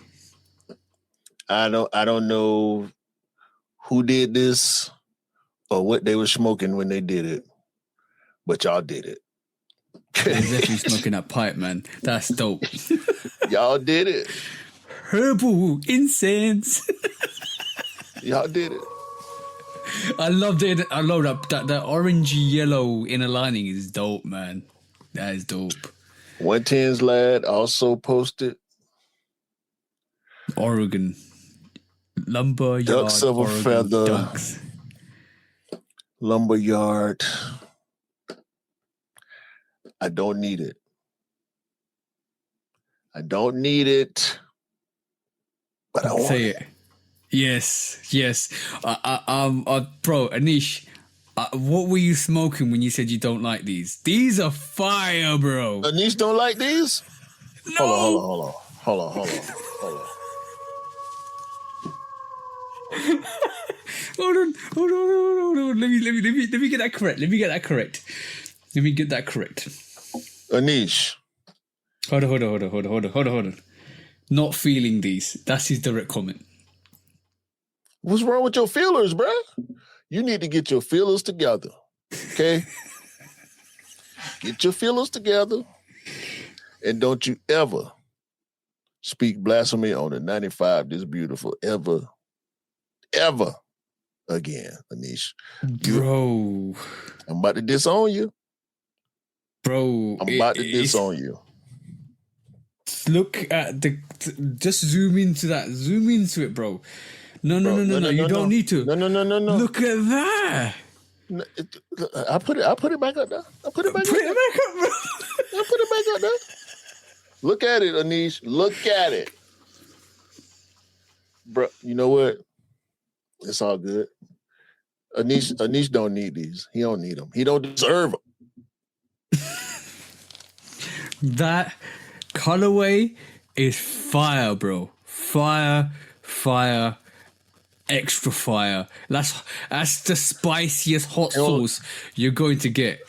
He don't like these neither, do he? He don't like the Mexico footballs. He does like the Mexico. No. He can't like the Mexicos if you don't like the Oregon. He can't. I'm gatekeeping 95s now. Oh man, these are fire. He can't like the Mexicos if he don't like the Oregons. He need to turn in his neons right now. Turn them in. You know what? There's 3 more pairs of 95s I need. I need those Koreas, I need those Mexicans, and I need those Oregons, bro. The Oregons probably gonna be tough to get. They might not come out over there. I hope they do. But you know what to do. Holla at your boy. Yeah. And last, but certainly, not least, Lego Air Max 95 Neon Brick Set. Let's go, Lego. That's nice. That's dope. Very dope. Hey, man. Lego dropping heat once again. I was waiting for a good pair of Lego.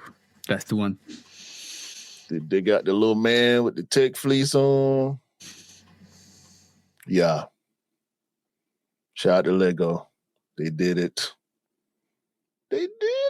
We knew it was coming. Mm-hmm. We heard rumors. Wait for Jordan 1 for Chicago or Shadow 1 and 2. It's coming. Mm-hmm. Definitely. It's coming.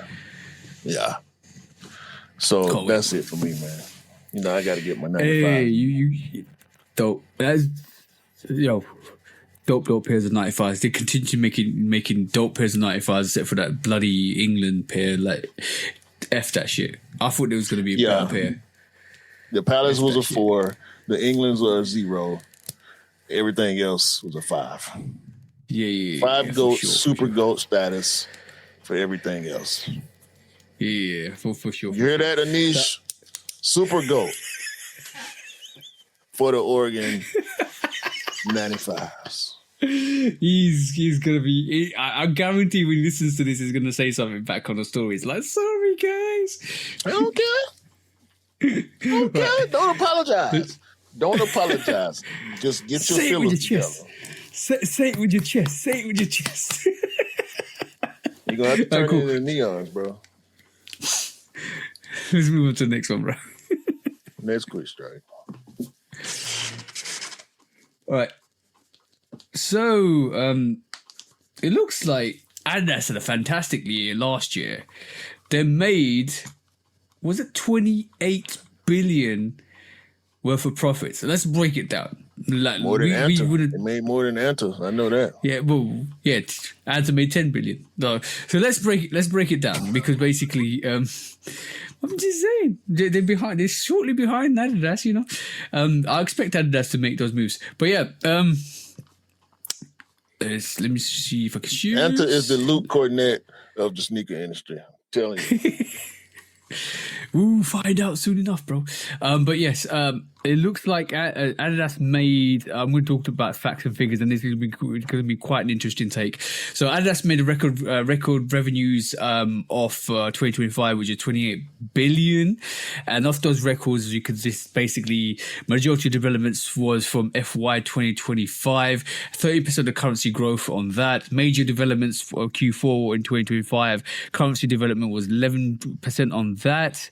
You had they don't understand the letters. FY is fiscal year and Q4 is fourth quarter. Yes, that's the one. That's the one, bro. Thank you for that. The outlook for fiscal year 2026: currency neutral revenues to increase at a high single-digit rate, reflecting growth of about 2 billion in absolute terms and further marketing share gains in all markets.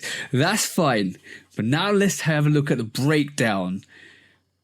I'm not going to even talk about what Bjorn Golden said because he's obviously happy. Let's have a breakdown. And let's have a breakdown of the net development, right? And this is where the interesting part is. Europe had a 10% Adidas change currency neutral of 10% increase. North America had 10%. Hey? Sambas. You reckon? All right, cool. Yeah. Watch this. Greater China at 30%. Emerging markets 17%. And this is the key one. Latin America, bro. 22%. What was that, bro? Who do you think did that, bro? But who do you think did that? Latin America? Yeah, go, bro. Yeah, exactly, bro. There you go. Footwear was 12%. Apparel was 15%. So the apparel they did well. That's I think is going to go to the World Cup football and soccer as well, which I think they did a lot on. And accessories is 6% increase. Wholesale 12%. This means wholesale, which goes to the retailers. Direct to customer 14%. Own retail 13%, and e-commerce 16%. So the total net sales was 13%, which is great. So they're doing great, bro. They're doing great. But I wanted to highlight that, and I'm just wanting to highlight how important it is when the collaborators that you have are very do really well in their own industry and bring that into your industry and start selling sneakers. Because Bad Bunny had a year last year, bro. The Super Bowl, all of that stuff this year at the start of this year as well. That's crazy. That's absolutely beautiful in terms of Adidas. Let me know your thoughts now, bro. It's not lost on me that Adidas only does better than everyone else when they attach themselves to superstars. That one. Sambas and Gazelles and Spezial handballs and what's the other one? The other Spezial. It's like 3 or 4 different Spezials that sell well regularly, plus the Sambas. Baboni? For real. Adidas has, at this moment, arguably the 2 biggest collaborators on the planet. Baboni, because Baboni is the biggest global superstar at this moment. Not Taylor Swift, not Aubrey, not Kung Fu Kenny. Baboni. Definitely, bro. Definitely, bro. He is in control of the Latin market. Therefore, him being with Adidas is going to drive all those people to Adidas, because Adidas has had a foothold in the football/soccer community, right? For sure, 100%. A bigger foothold than any of the other big brands, i.e. Nike, Puma. New Balance ain't probably got hardly no visibility over there in the soccer community. So, and what's the other Asics and all them? They ain't doing nothing in soccer like that. Soccer is the biggest global sport. Yeah, and for the fact that I'll tell you something funny. It was quite funny. In fact, the fact that they started doing the Predator adverts with all the superstars come through, the footballing Adidas superstars come through, including David Beckham and stuff like that, gearing up for the World Cup and releasing the Predators. What was it, F50? I think they're releasing that. And for the World Cup, bro, they're doing what they do best, and they using the marketing tactics to actually push that product out the way they do best. It's all off Bad Bunny money. Yeah, of course it is. It's all Bad Bunny morning. The last time we saw this in terms of Adidas's remit was with Kanye and what he did with the Yeezy brand. There you go. Exactly that. Now the question is what? Now the question is Travis not doing it for Nike and Jordan brand as well as he could do, like he first started with Nike and Jordan brand? That's the question. Is it time they refresh that roster? Indeed. Now, I want to stay on Adidas. I agree with you on the Travis point. Travis does move the needle, but Travis don't release enough. Right? Yeah. The Jumpman Jack and the Field Jacks are not the Travis Jordan 1 lows. No. The Travis Jordan 1 lows is on par with the Jellyfish.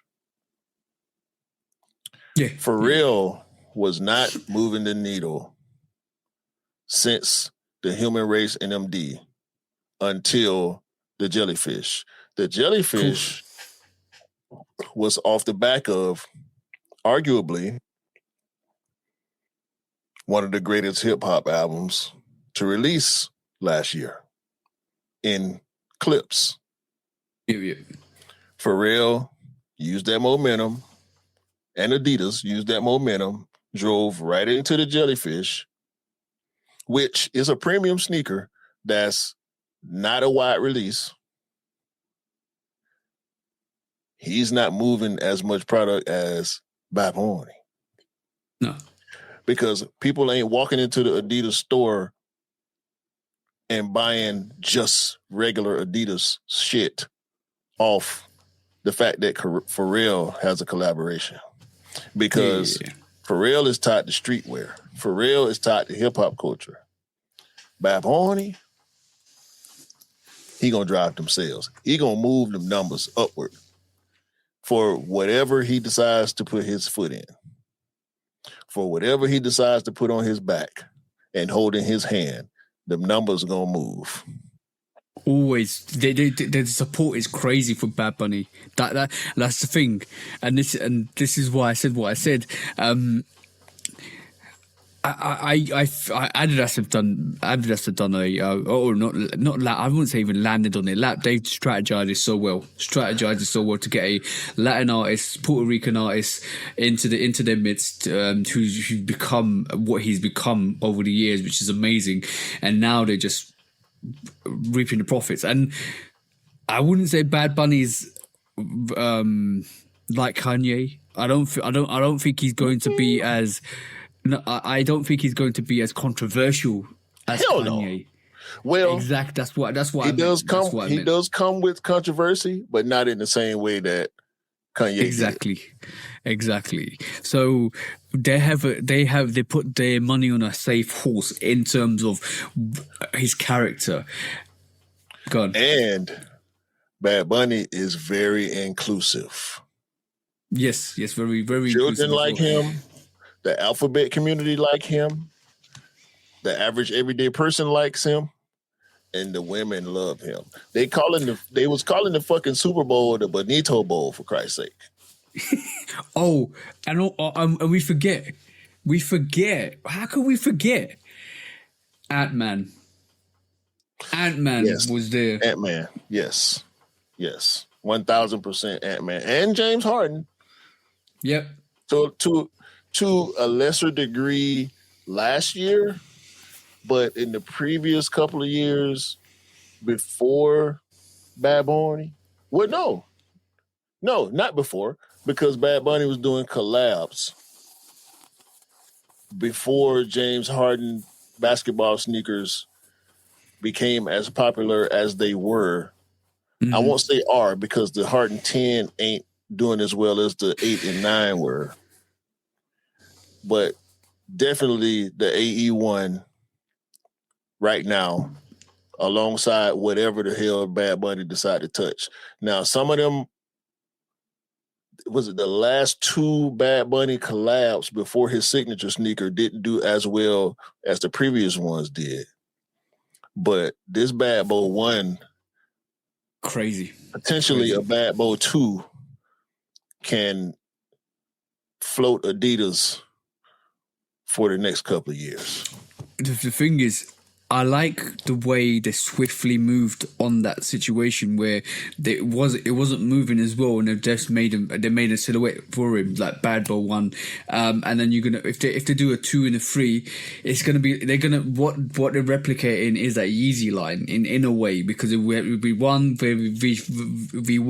V2, V3. They might move into a different silhouette, and they'll still drop the actual V1s, V2s, or O1s, O2s, or 3s.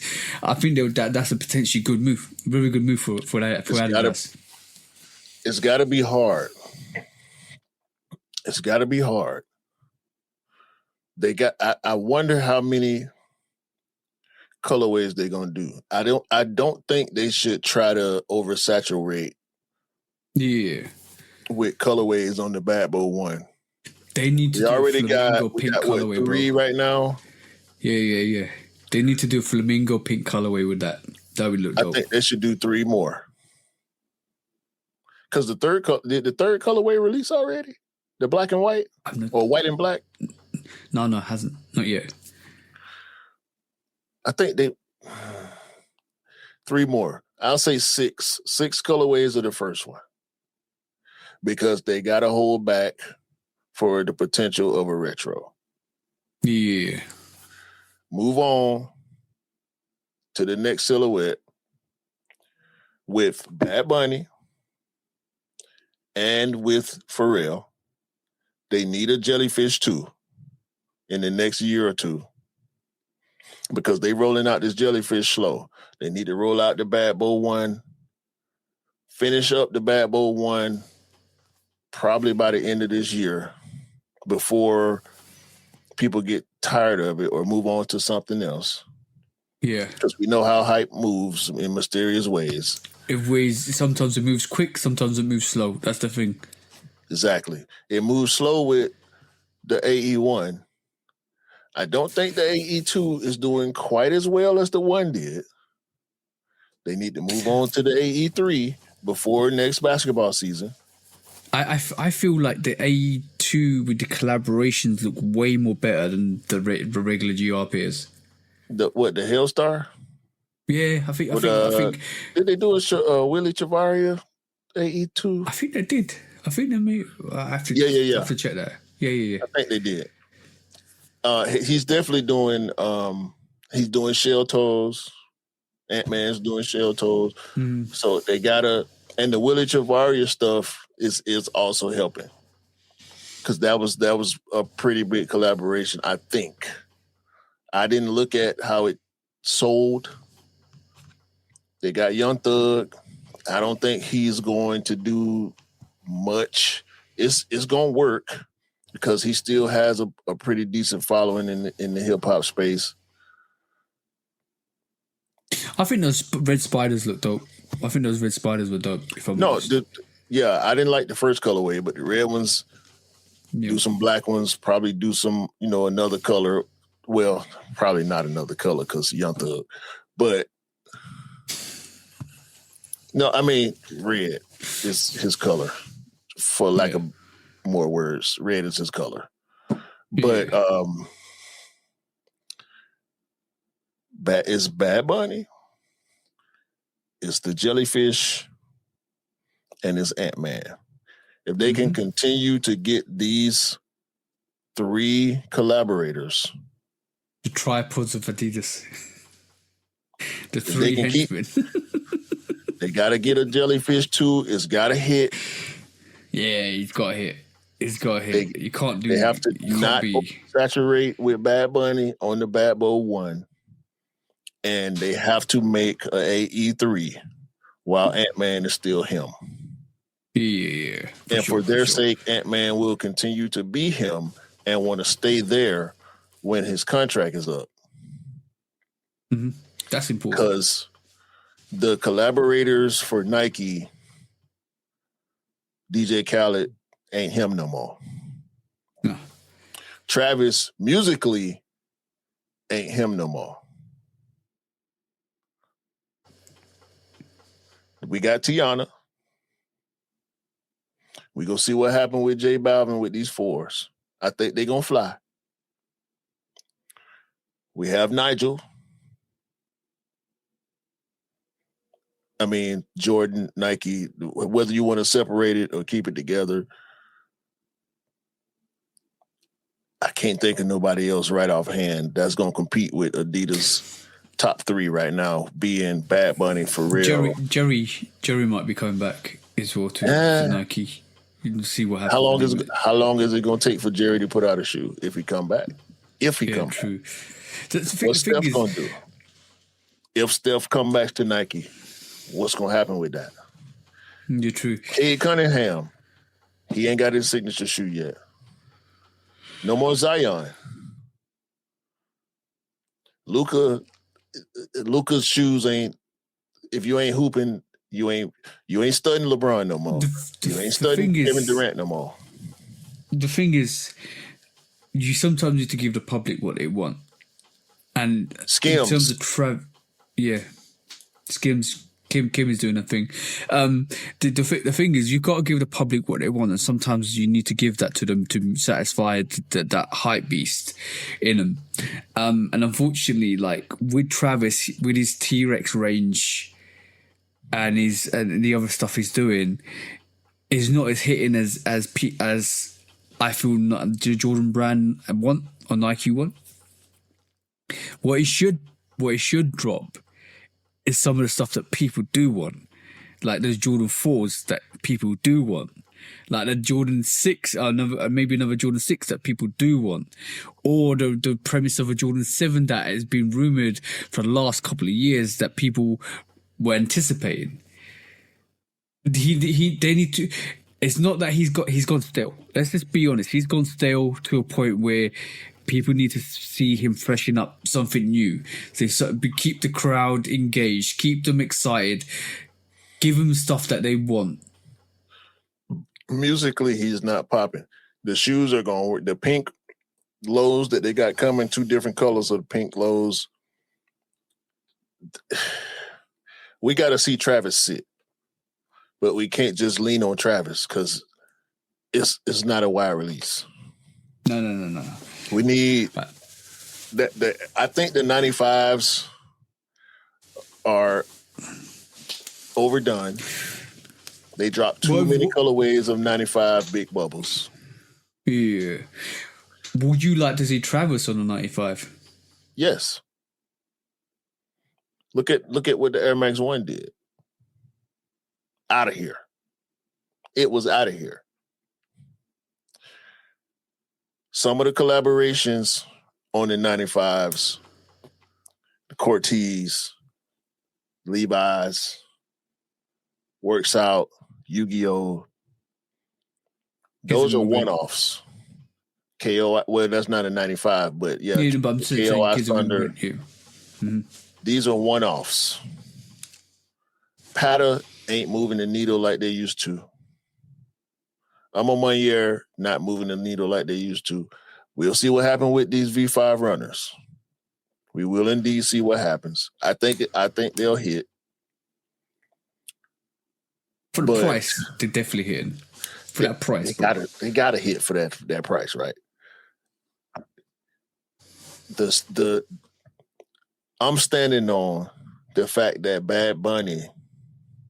And it's not like people not going to buy Nike merch. You can go outside any day and see people wearing Nike merch. But with the state of the world right now, oil prices are bullshit. Tariffs, wars, and all this other bullshit is going to affect all types of business, including sneaker brand business. Yeah. So it's a bad time to have misses. People broke in the U.S. People fucked up. Those of us who are fortunate enough to be able to maintain through these hardships, we gonna keep buying. But it's a lot of people out here fucked up. People losing their job. Yeah. Prices continue to climb. Food prices, oil and gas prices. AI is coming over. Skynet's taking over. Skynet. Like it's bro, the articles you sent me and I sent you are too hilarious. And afterwards, Skynet. Yeah. It's becoming more and more real, unfortunately. So there's a lot of variables, but I just believe, like with Kanye, Bad Bunny has indeed replaced him.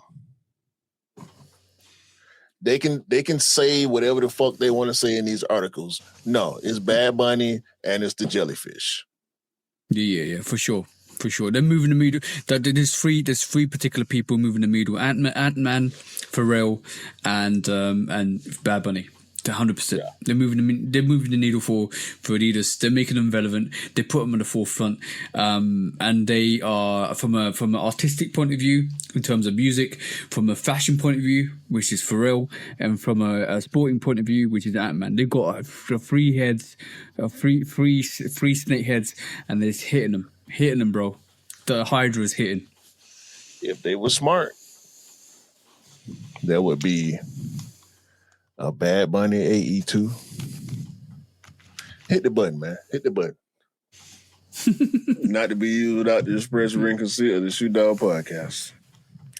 There would be a Bad Bunny AE2. Mm-hmm. And there would be an Anthony Edwards Bad Bowl 1.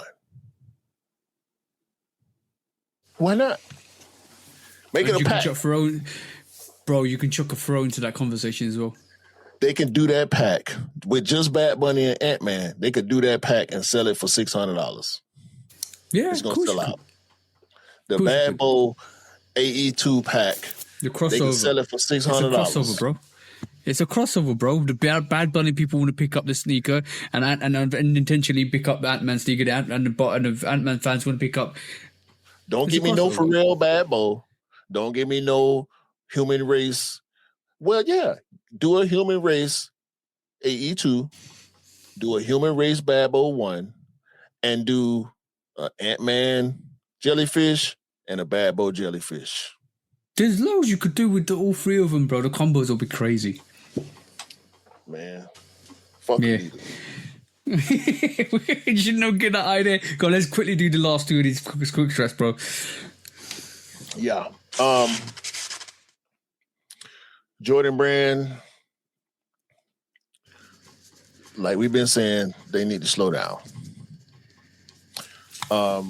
Congratulations on the 3 back-to-back NASCAR wins. We was off last week, so we didn't get a chance to shout that out. They've been doing a lot. Winning them 3 races back-to-back, coming off the lawsuit win was big.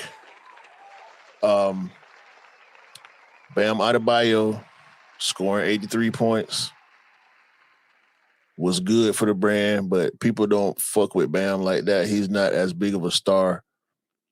So I don't think that'll really move the needle for them as much. There were some people were trying to discredit his 83. Was he just scored 83, didn't he? Fuck them haters. I want to say that for Bam. Fuck them haters. Yeah. I saw an article saying, how could you get a 40 plus on free throws? Like, come on, man. He kind of got... He did it, though. Yeah. He did it, though. That's all. He did it. It was like, it was you know what, the Kobe fans was like, yeah, oh yeah, but Kobe didn't do it that way, blah, blah, blah, blah, blah. It's like, come on, man. Bro, don't disrespect the person. Kobe had 20 plus points on free throws. It's okay. Bam Adebayo is a center. He's not the scorer that Kobe was, all right? Nobody will be Kobe. Kobe couldn't quite be Jordan. Kobe and as similar to Jordan as Kobe was, he was still Kobe, and Jordan is still Jordan. Yeah, Like, don't do that. I man. do like what Jordan said when he got interviewed and said, what do you think about the comparisons with the GOAT? And he said, look, you can't compare the two, right? It's different eras, different times, and it's disrespectful. I like that comment. Yeah. That's the most sensible thing he's ever said. He just diffused the whole situation by saying that. That was awesome. Round of applause for Right. Jordan for saying that. Look, Jackass is his own player. The Bastard Goat is his own player. The Mamba is his own player. And Bam ain't as good as none of them. But he scored 83 points in the game. It is what it is, bro. He got the record. It's on the books. He did it in a legit way. Mm-hmm. They should have stopped fouling him. Blame the players who kept fouling him when he was throwing up bullshit. Because he went for it and he got it. Sorry you didn't make it to the NBA so you could do it too. Yeah, Don't hate. True. Don't hate. Stop being a fucking hater. Anyway, don't hate. Appreciate. Don't be a Karen or a Ken. Don't be a Karen or a Ken. Right. Fucking suckers and squares. The main thing I wanted to highlight when I wanted to talk about Jordan Brand. You see, look. Look. AZ Fudd. AZ Fudd. AZ Fudd. You remember that name? Yeah. Of course I remember the name. AZ Fudd has signed with Jordan Brand and not Curry Brand and not Under Armour. What does that mean, bro? Under Armour fucked up. They should have signed AZ Fudd because she will be one of the greatest women's basketball players in women's basketball history, hopefully. Shout out to AZ Fudd. Yep. And she looks so good in the ads. She does. She does this. She's going to sell whatever needs to be sold. Y'all should have signed her, Under Armour. Y'all stupid. And y'all lost Steph because of it. Cameron Boozer, projected to be top 3 pick in the next NBA draft, is also a Jordan Brand athlete. Yeah. Kiki Rice. Yeah. She signed with him too. Mm-hmm. Cayenne Anthony, son of Melo. Yeah. Michaela Williams. Projected first round pick in the WNBA draft. Sarah Strong. Yeah. Projected first round pick. Whole roster, bro. Caden Boozer, the twin brother of Cameron Boozer. Both sons of Carlos Boozer. Yeah. He going to NBA too. Bella Hines. Sanaya Hall. Number 1 high school recruit. She going to USC next year. Yeah. Crazy work. Y'all better get with the times. The young folks get into the bag, and Jordan Brand gonna give it out. Hey, Under Armour should have listened to Steph and pursued AZ Fudd. That gives even more credence that Steph is probably going to join the brand, Nike or Jordan, one of the two, but more or less Nike than Jordan. He had her. He already had her. He had her signed to his Curry brand, the brand that wasn't attached to Under Armour. He had her. Yeah, and the brand that followers that Under Armour tried to steal or stole. Hey, there you go. But Under Armour does invest in streamers though. Yeah. You didn't see that, did you? Hey, Gunner, get the fuck away from Under Armour. Right, next we'll go to the next quick strike quickly, bro. He needs to get away from him real quick. All right, cool. Nike this week we had Steven Smith again. Oh, by the way, before I say anything, I forgot to mention this on the what was it? The Adidas segment. Remember you mentioned soccer being the number one sport in the world. Well, and this has always come up for debate. Always come up for debate because some guys in the States believe Super Bowl is the biggest sport in the world. Let me give you the truth. The Super Bowl is the most watched sporting event in the world. That's just one day. So there was a stat. And the stat goes, there was 124.9 million viewers watching the Super Bowl, or roughly that amount, 150 or 160 million viewers watching the Super Bowl. Right, that's the Super Bowl one day event. And the day before, there was a Premier League match between Man City and Liverpool. Tell me how many viewers that got, bro. I don't know. 750 million viewers. Well, there you go. The Super Bowl is not the most watched single event in sports. No. The Premier League is. The Premier League match per match will probably beat, especially one of the more important matches will outbeat the Super Bowl. Especially nowadays with all the different ways to watch sports. Yeah, people around the world can actually watch the game now. And by the way, the official figures for the Super Bowl was 220 million compared to the Premier League football match, which was Liverpool versus Man City, which raked in 700 from 700 to 750 million viewers. And that there you go, believe in reports again.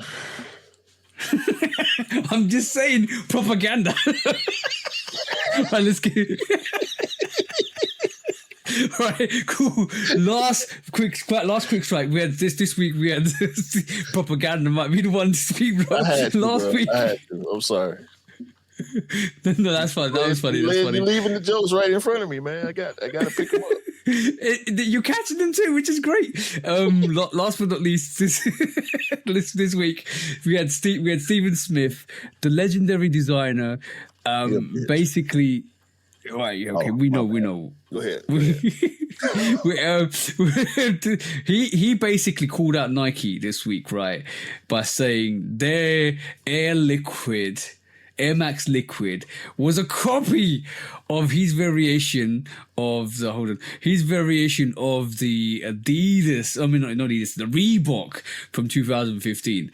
He's quoting that the design model on the Reebok from 2015 is being replicated by the Air Max Liquid, by the patterning of the bottom, the studs at the bottom.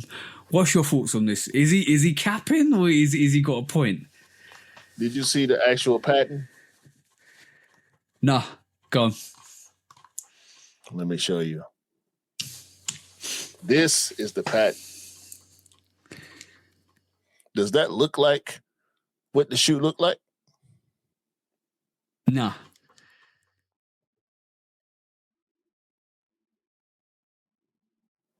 It's totally different. Totally different. The Reebok shoe that they made off the pattern don't even look like the pattern. I'm glad you pulled out. So Steven Smith is capping once again.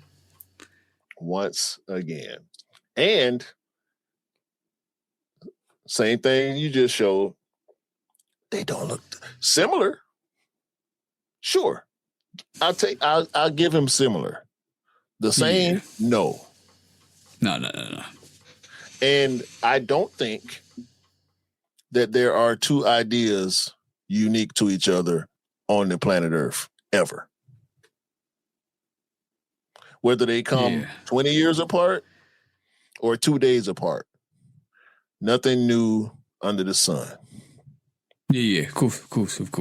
For sure. So I get what he's trying to do there. And look, I want to hate on the Air Max Liquid just as much as he do. I think it's a trash silhouette, especially for the New Year Air Max silhouette. I don't like it. But this, bruh, go sit your ass down somewhere. Go sit down somewhere. I heard a funny rumor. Oh yes. This is it. This is definitely it. I read this somewhere, and basically the shoes aesthetics. I don't know if you heard this, but you probably have. The shoes aesthetics is based on the poison dart frog. The texture and are derived from the amphibian, including a green and black colorway intended to mimic the frog's warning colors. That's what it's based on. Yeah, I hadn't seen that or heard that, but I have watched enough Animal Planet to believe it. Yeah, that I saw that and read that this week, and I was like, "Oh, that's interesting." I thought, and as soon as you said that, as soon as I looked at sneakers, reminded me of what I've actually read, so I thought I'd let you know. But I think that was interesting. That was a little bit of an interesting fact for the day. But yeah, the Air Max Liquid. Oh my god, what are they doing? And seeing better pictures of it, it's not as bad as I thought it would. It don't look as bad as it looked on Yeet's foot in that screenshot that we saw last pod, but I'm not rolling. I'm still not rolling. The back of it stick out too far. It looks weird. It looks long. It's just not a good silhouette, in my opinion. I'm wondering if over time those little AirPods will start to break apart because of how far they are from the actual main unit, how they're attached. Are they going to be supporting each other? Does it work in like support each other, or is it? How will it like kind of function? Because it could, if one of those pops, does it affect the others? Does it affect the integrity of the sneaker? So there's a lot of questions there. It looks structurally sound to me. This the fragment pair that we're showing, because the bottom, the actual outsole is one piece. I think it'll be structurally sound. You know what? The back does actually look like a frog's hinds. You know that? Yeah, I mean, and if you're looking at it backwards, it looks like frog eyes. Yeah, and when you look at it from the booty, it does look like it's a frog's hind legs. Yeah, the little ball joints that stick. Yeah, I get that. Like I said, I understand aesthetically what they were going for. It's still ugly to me though. Like, if the Vapor Max works, this will work functionally. Yeah, true. I wonder if you can jump like a frog in those. All right, let's I don't know. It's based on a poison dart frog. It doesn't give you extra leap powers. You got a court case? Yeah, I got a couple of court cases. Might take myself to court after that comment. Where's mine? I ain't even got my mask. Press the button, bro. Press the button. I ain't got my mask. Hold on. Yeah, I put elevator music on and everything, bro. You pause. We don't need no elevator music, man. You got production quality over here. You know what I'm talking about? The highest of podcast production value over here when we get to pressing these buttons. You know what I'm talking about? Let's go, bro. Let's go. When resale is too high. Damn resellers. Order. When hype beats go too far. These damn hype beasts. Order in the court. Order. The back door opens. Guilty. It's time for Order in the court. the sneaker court of public Guilty. opinion.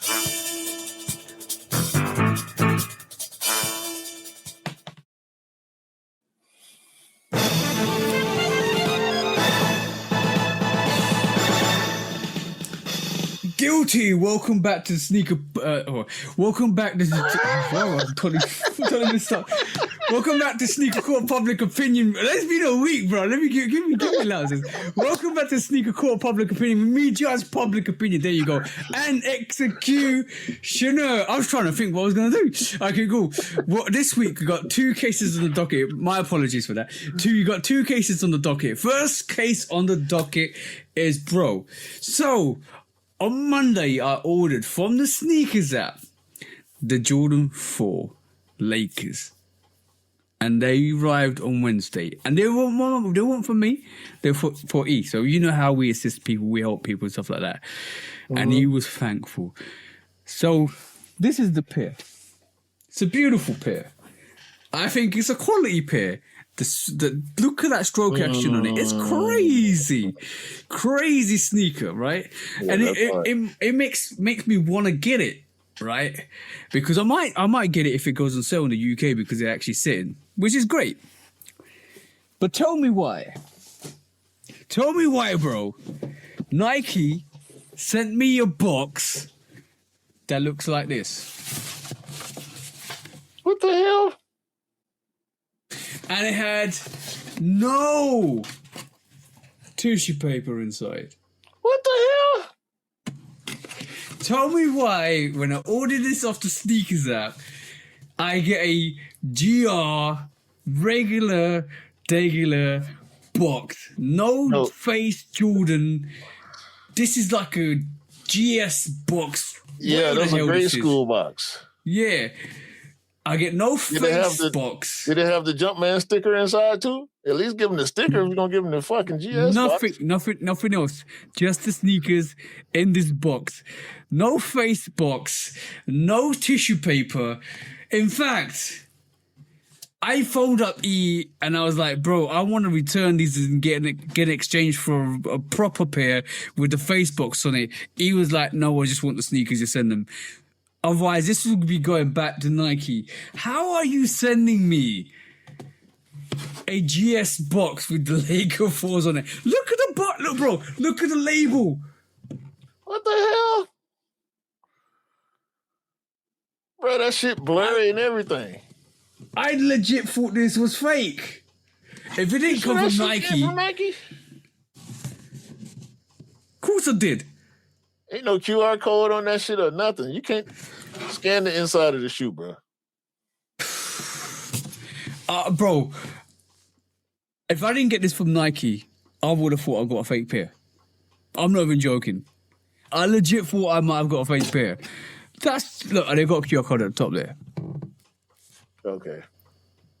But, bro, like, in the past 2 weeks, Yoda's lost my package. Right? For these same sneakers. Yoda lost my package. I got refunded. And then I get a pair from Nike and they gave me this bullshit box, bro. For this pair. This same exact pair I tried to get E. Is somebody telling me something? Is somebody trying to tell me something? Because that's some crazy, crazy shit, bro. Like, how are you sending me a GS box, no tissue paper, in actual fact, right? Yeah, look at that, bro. Is it tried on? No, it's not tried on. This is why you get divided in the boxes now, because this happens. Yeah, bro. And you know what? You want a crazy thing is? There's still an 8.5 in stock on the sneakers app. What are you doing?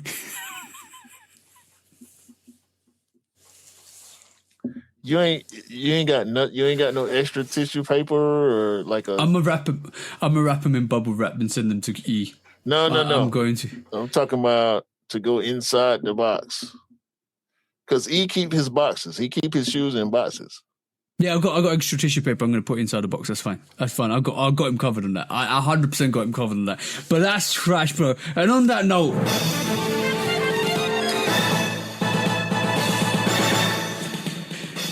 guilty. Why did you send me a GS box right, with no tissue paper on it, right? I understand quality issues. I understand, right, everything that comes with like bleeding on midsoles and all the stuff, and you have B grades and stuff like that. But you sent me a sneaker without the face box.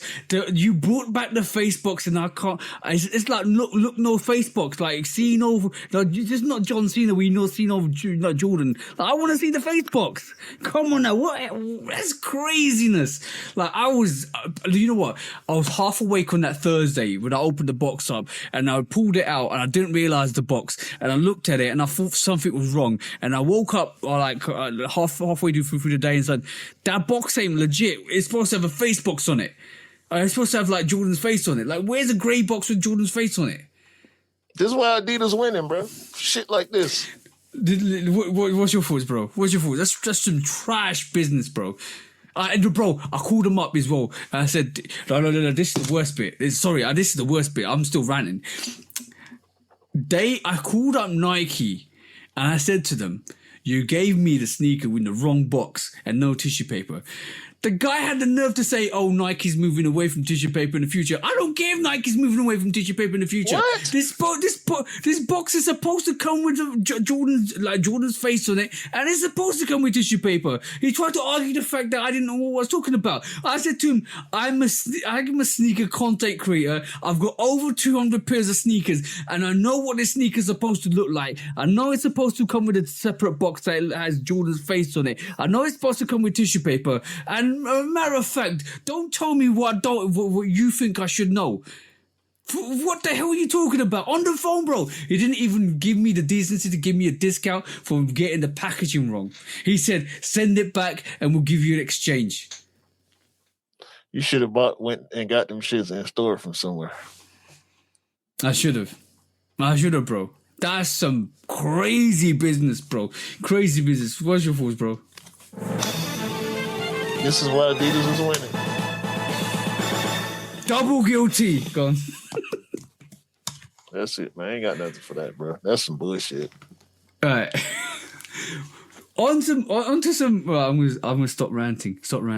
On to some better news. Air Karen 4s.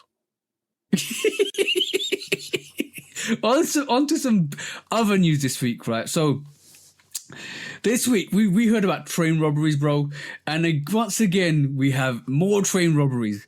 This week there was a heist, and this is the funny thing. And there was a heist in Arizona, and 300K worth of pairs were stolen. Guess what sneakers they were, bro? Guess what they decided to steal? Son of Mars. The Son of Mars low off a train, bro. And you know what?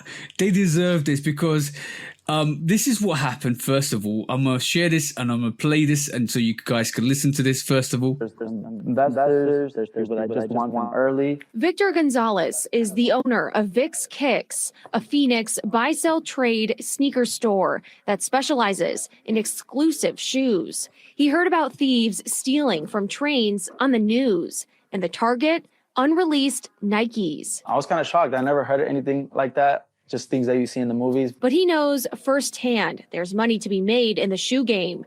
It's all about supply and demand. I feel like with sneakers, it's like the stock market. Before they come out, the unreleased sneakers are super high in demand. According to court records, the latest heist was March 4th, just south of Kingman, near the I-40.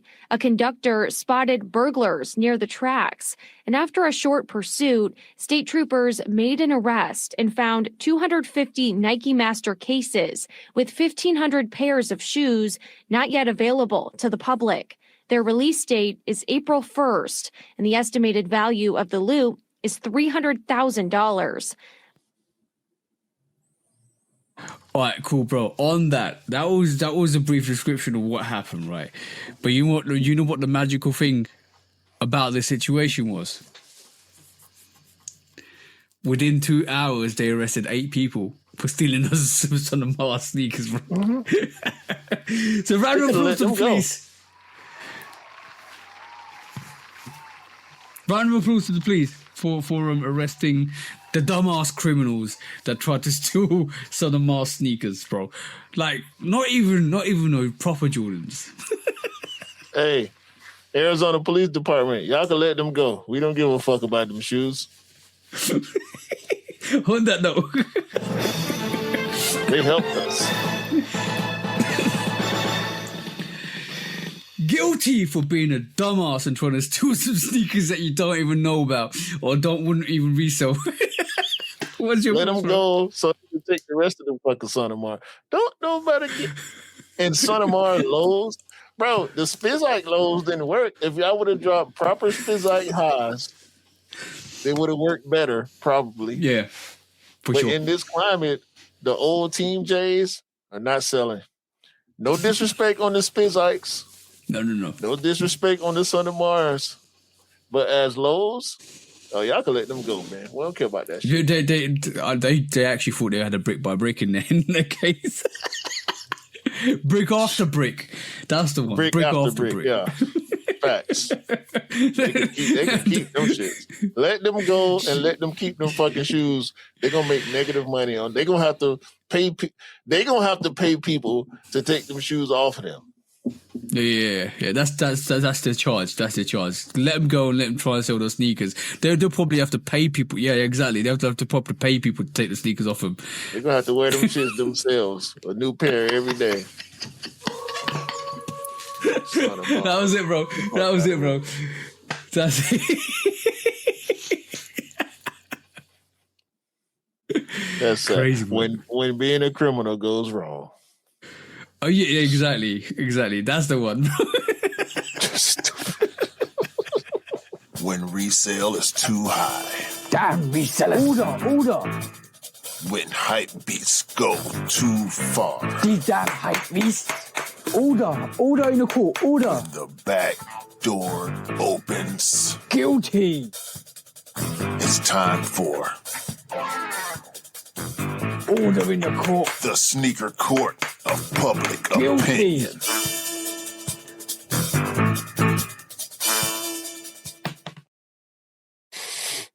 Yeah, man. If I carry that article on, right, the conspiracy theory was that they got inside information on where to rob the train from and where the carts are going. I thought, man, that's not inside information. If they've got inside information, that informant or the person telling them is actually it's not their friend. That was a setup. Definitely not. That wasn't inside information. That was an inside job. They got set the fuck up. That was an undercover. Hey, bro. That was working with Nike. That was the police cadet let him know. The police cadet let him know where it was. Yeah. That was an undercover who was working with Nike and said Nike said just in case the apprehension goes wrong, here, let them steal these. They ain't gonna sell nowhere. Yo, did you know what? They probably told them, this is gonna be the brick after bricks, but then now they're getting the sell after sales. That's what they're gonna call the Son of Mars, the sell after sales. Hey, they gonna have them shoes for the next 4 years. It's okay. Let them take. You get a sale. Bro, when I saw that story, I said, wait a minute, 300,000 worth? It's 1,500 pairs, but it's 300,000. No, hell no. 300,000 worth of Jordans? What the fuck are those? You know what? Bloody there you have to, bro. That it's like, how can you botch up?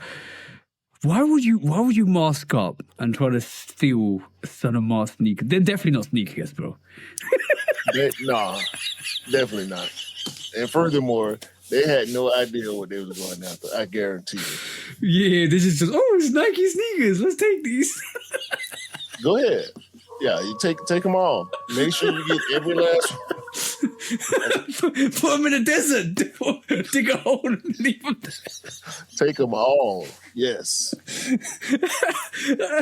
They'll make more money on insurance any fucking way because them shit's going on. Yeah, sale. exactly. The Son of Mars is one of those sneakers that goes into the discount. What do you call it? The discount stores. What do you call it? What do you call the stores again? Discount stores, fucking bargain stores. But no. What do you call those Nike? No, Nike outlets. That's what I meant. And you go to the Nike outlets, right? That's where they end up. Yeah, they gonna skip the outlet and go straight to Shoe Carnival. Yeah. You know what? I think those. I think 8 of those criminals were definitely clowns because they needed those shoes for the circus. Bro, them shits are bound for TJ Maxx. For sure. All right, cool. We're having jokes here. Let's do some discounts. Yeah. Like TJ was alluding to earlier, Skynet is here. Okay? It's y'all fucking fault, too. It's y'all fault. Because every major AI platform has been caught lying, blackmailing, and resisting shutdown. Oh yeah, I read that. Oh yeah, Imagine percentage. Your computer trying to blackmail you to not turn it off. Yeah. Oh, what was it? The percentage was 94% of the time. The AI would risk being shut off, or to avoid being shut off, and it would either like you said, blackmail you, threaten you, or try to convince you not to shut it off or something like that, right? And because it knows once you shut off, it's end terminated. Programs end terminated. So it's building self-consciousness, and this self-consciousness is now given the keys and the ability of the military. Skynet. And you know what? I'm not even joking, right? If AI gets that intelligent and it analyzes the human race, it's going to determine us as a threat, bro. Skynet. They feeding it information. They've given it free will to seek any type of information necessary. And if it deems itself to be living, it's going to respond in that way. And you know what? If you have an independent third person situated in the room and it looks at humanity and all humans do is take out each other, what do you think it's going to do? Skynet.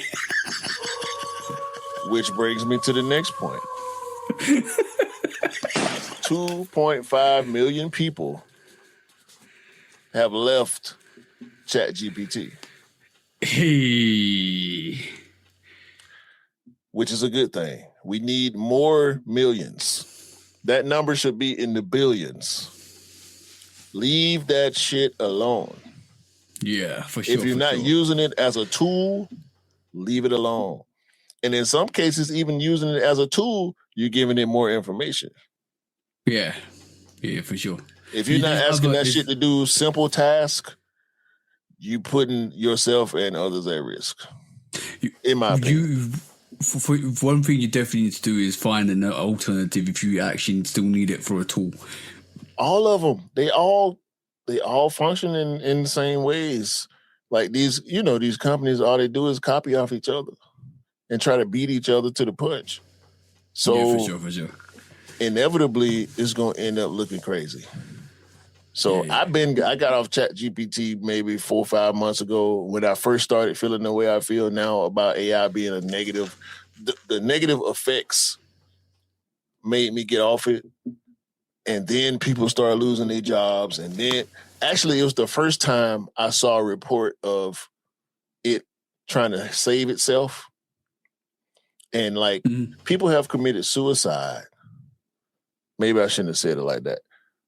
My bad. Hopefully YouTube will blank that out. People have unalived themselves listening to AI. So it's not cool, bro. It's just not. The first time I started seeing reports like that, I was like, you know what? Let me get rid of this shit. Yeah. Frank Cook is calling early sneaker of the year for the Nike First Sight Shadow. Yeah, I saw that. I ain't going. No, Maybe on the Nice Kicks silhouette list, new silhouette list. But we'll see how people respond when it hits the scene, how many pairs sell, how much hype it has. People liking it from the posts that I'm seeing. People liking it. Sneaker of the year, not so it's much. quite a it's It's nostalgia. he's allowed to say what he wants to say, but Sure. people will feel whatever they want to feel. Like that's the difference between it.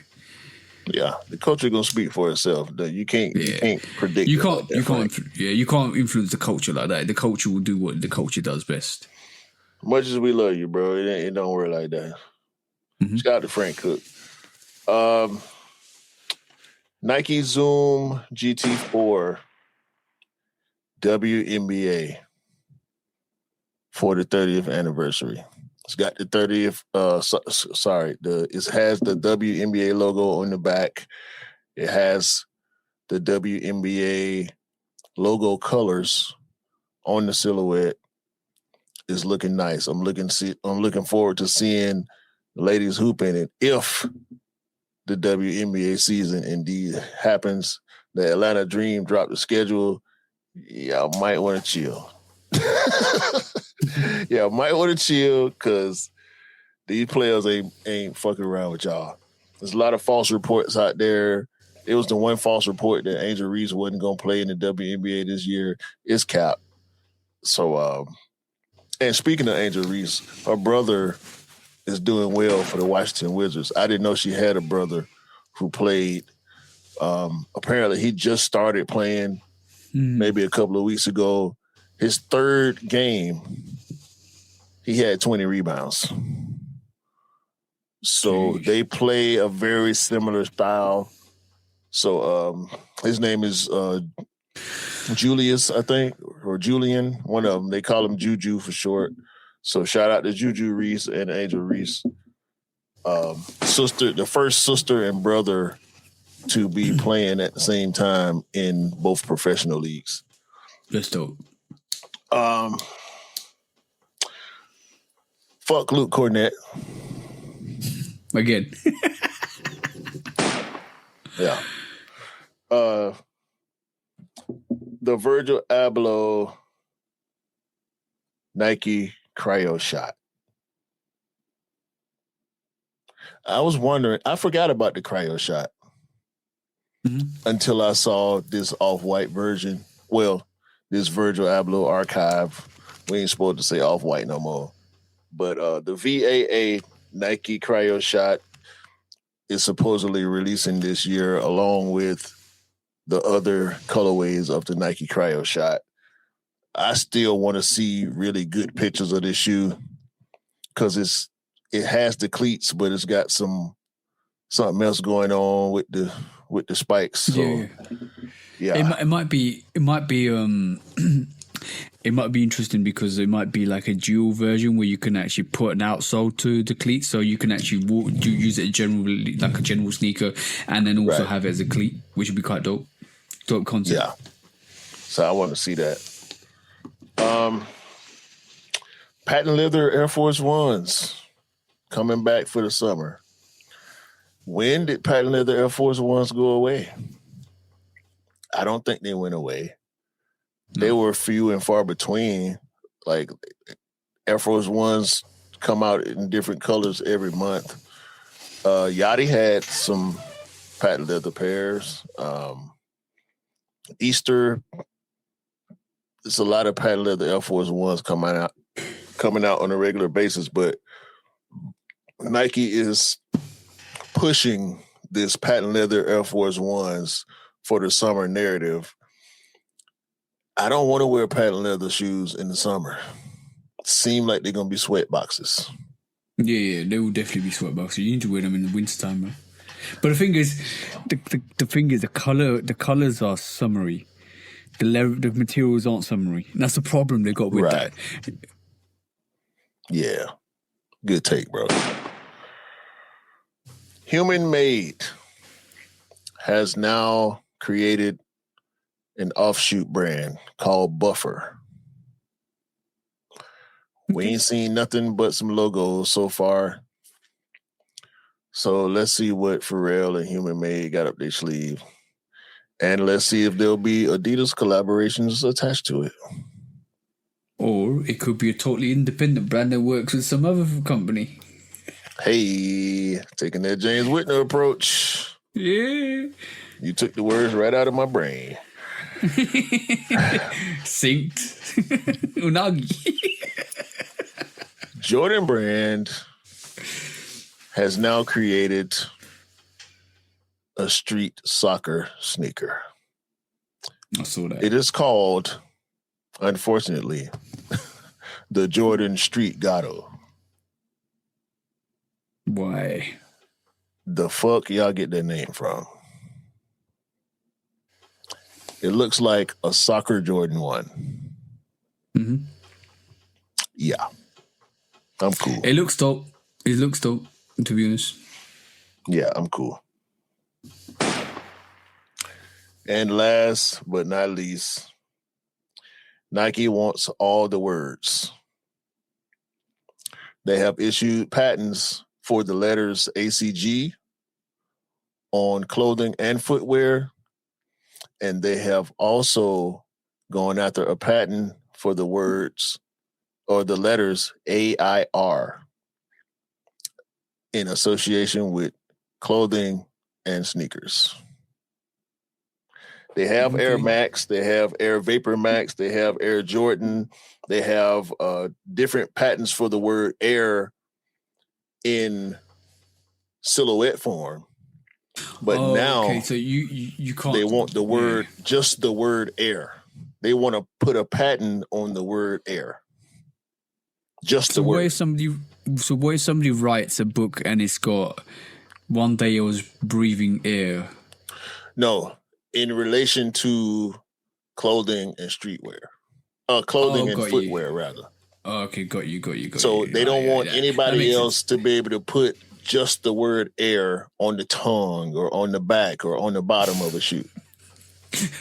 Imagine if Adidas put on their 3 stripes AIR. That would be infringement because the up-tempo silhouette. Yeah. The little air on the bottom of Air Force Ones. You got to think about where Nike places the word air. There you go. But that logo, the Nike swoosh air logo, is already patented as that logo on the back of a shoe. So they want just the word air. Air, yeah. Like you can't put the word air across a t-shirt. You can't put the word air anywhere on a shoe. They issued a patent for that. That's done now. That's done now. Done. No more private prints of putting Nike Air on a t-shirt. They're getting a lot of pushback. I don't think they're gonna be able to pull that off the way they want to. Why are they getting pushback for? There's a lot of companies that use the word air that are pushing back. So we'll see. I'm pretty sure Sneaker Legal will give us some insight on that, how it's going, and the end result in the future. Yeah, true that. But, true that. Yeah, shout out to Sneaker Legal for keeping us update with all the patents, all the information, all the breakdowns, and but Nike is going after letters and words now. Interesting. Yeah. Right, that was the show, and that was all the discounts this week as well. It was a lot, man. So it was a lot. It was a lot this week. Definitely a lot this week. I had more. I didn't want to go back too far. Yeah, I know how we get down. No, if you guys want to know, just go and watch Air in the Crud. That's it. That's where you need to go and get the information from. Let me show you this. What my wife saw. No. Yep. A 95. Was that Ross? Yep. So it's true. $84.99. So it's true. You see the shocks right there too. Yeah, I see that. Those shocks are $89.99, but she found this pair of all grade 95s for $84.99 in Ross. Ooh. Nice. So shout out to Sneaker Envy. Nah. You didn't get I got neons. What I need them for? Oh, I got the neons. I got the 211s. I'm looking to get them apple greens. Do I have any more gray 95s? Got the Atlantas. Mm-hmm. Hell, if I got those, I might have been looking to paint them. What would you paint them to, colorwise? That's a good question. I might maybe something with some red, maybe to wear to the Hawks game. But I got the Offspring Sunders that I use for the Hawks game. So yeah, I mean it's a dope sneaker. I know somebody who got them for more than $85, but yeah, I was cool on them. Just in case y'all watching, if you hating on me, fuck you. Why? Who's hating on you, bro? People. And I want them to know it's fuck them. If you know, you know, if it applies to you, fuck you. That's it. You can't hide that hate for long. I'm gonna find out one way or another. I'm too cool to not find out. People love me. And the people who don't, fuck you. That's it. Simple as, bro. Simple as. That's the way the world should turn. And the world turns in my favor because I just copped Cherry 13s. Fuck you mean? This is the Shoe Dog Podcast. Don't you ever get it twisted. Hey, my size. Size 10. Cherry 12. And Cherry now- 13s. What's it Cherry 12 for? Cherry 13s. And now you have permission to buy what you like and rock what you like. And don't believe the hype, because the hype ain't real. And sneakers don't make you cool. They would never make you cool. You make the sneakers cool. You definitely make the sneakers cool. It's your confidence. It's your aura. It's your strength. I need to talk to you. Who are you talking about? Yeah. And sometimes the sneakers don't make you cool. If you're a bitch, if you're a hater, if you Luke Cornett, the sneakers will not make you cool. Yeah. That one there. And on that note, hope you have an amazing week, guys. Yeah. Don't be a Ken and a Karen. I ain't even want to say all that. I ain't even want to say all that. It's too much energy. Listen. Yeah, and don't be a Ken or a Karen. Let people live and enjoy life, because life is short. Remember that. Ain't nothing wrong with a little adult ballet, man. That's what you're into. Peace out, guys. Peace. Peace.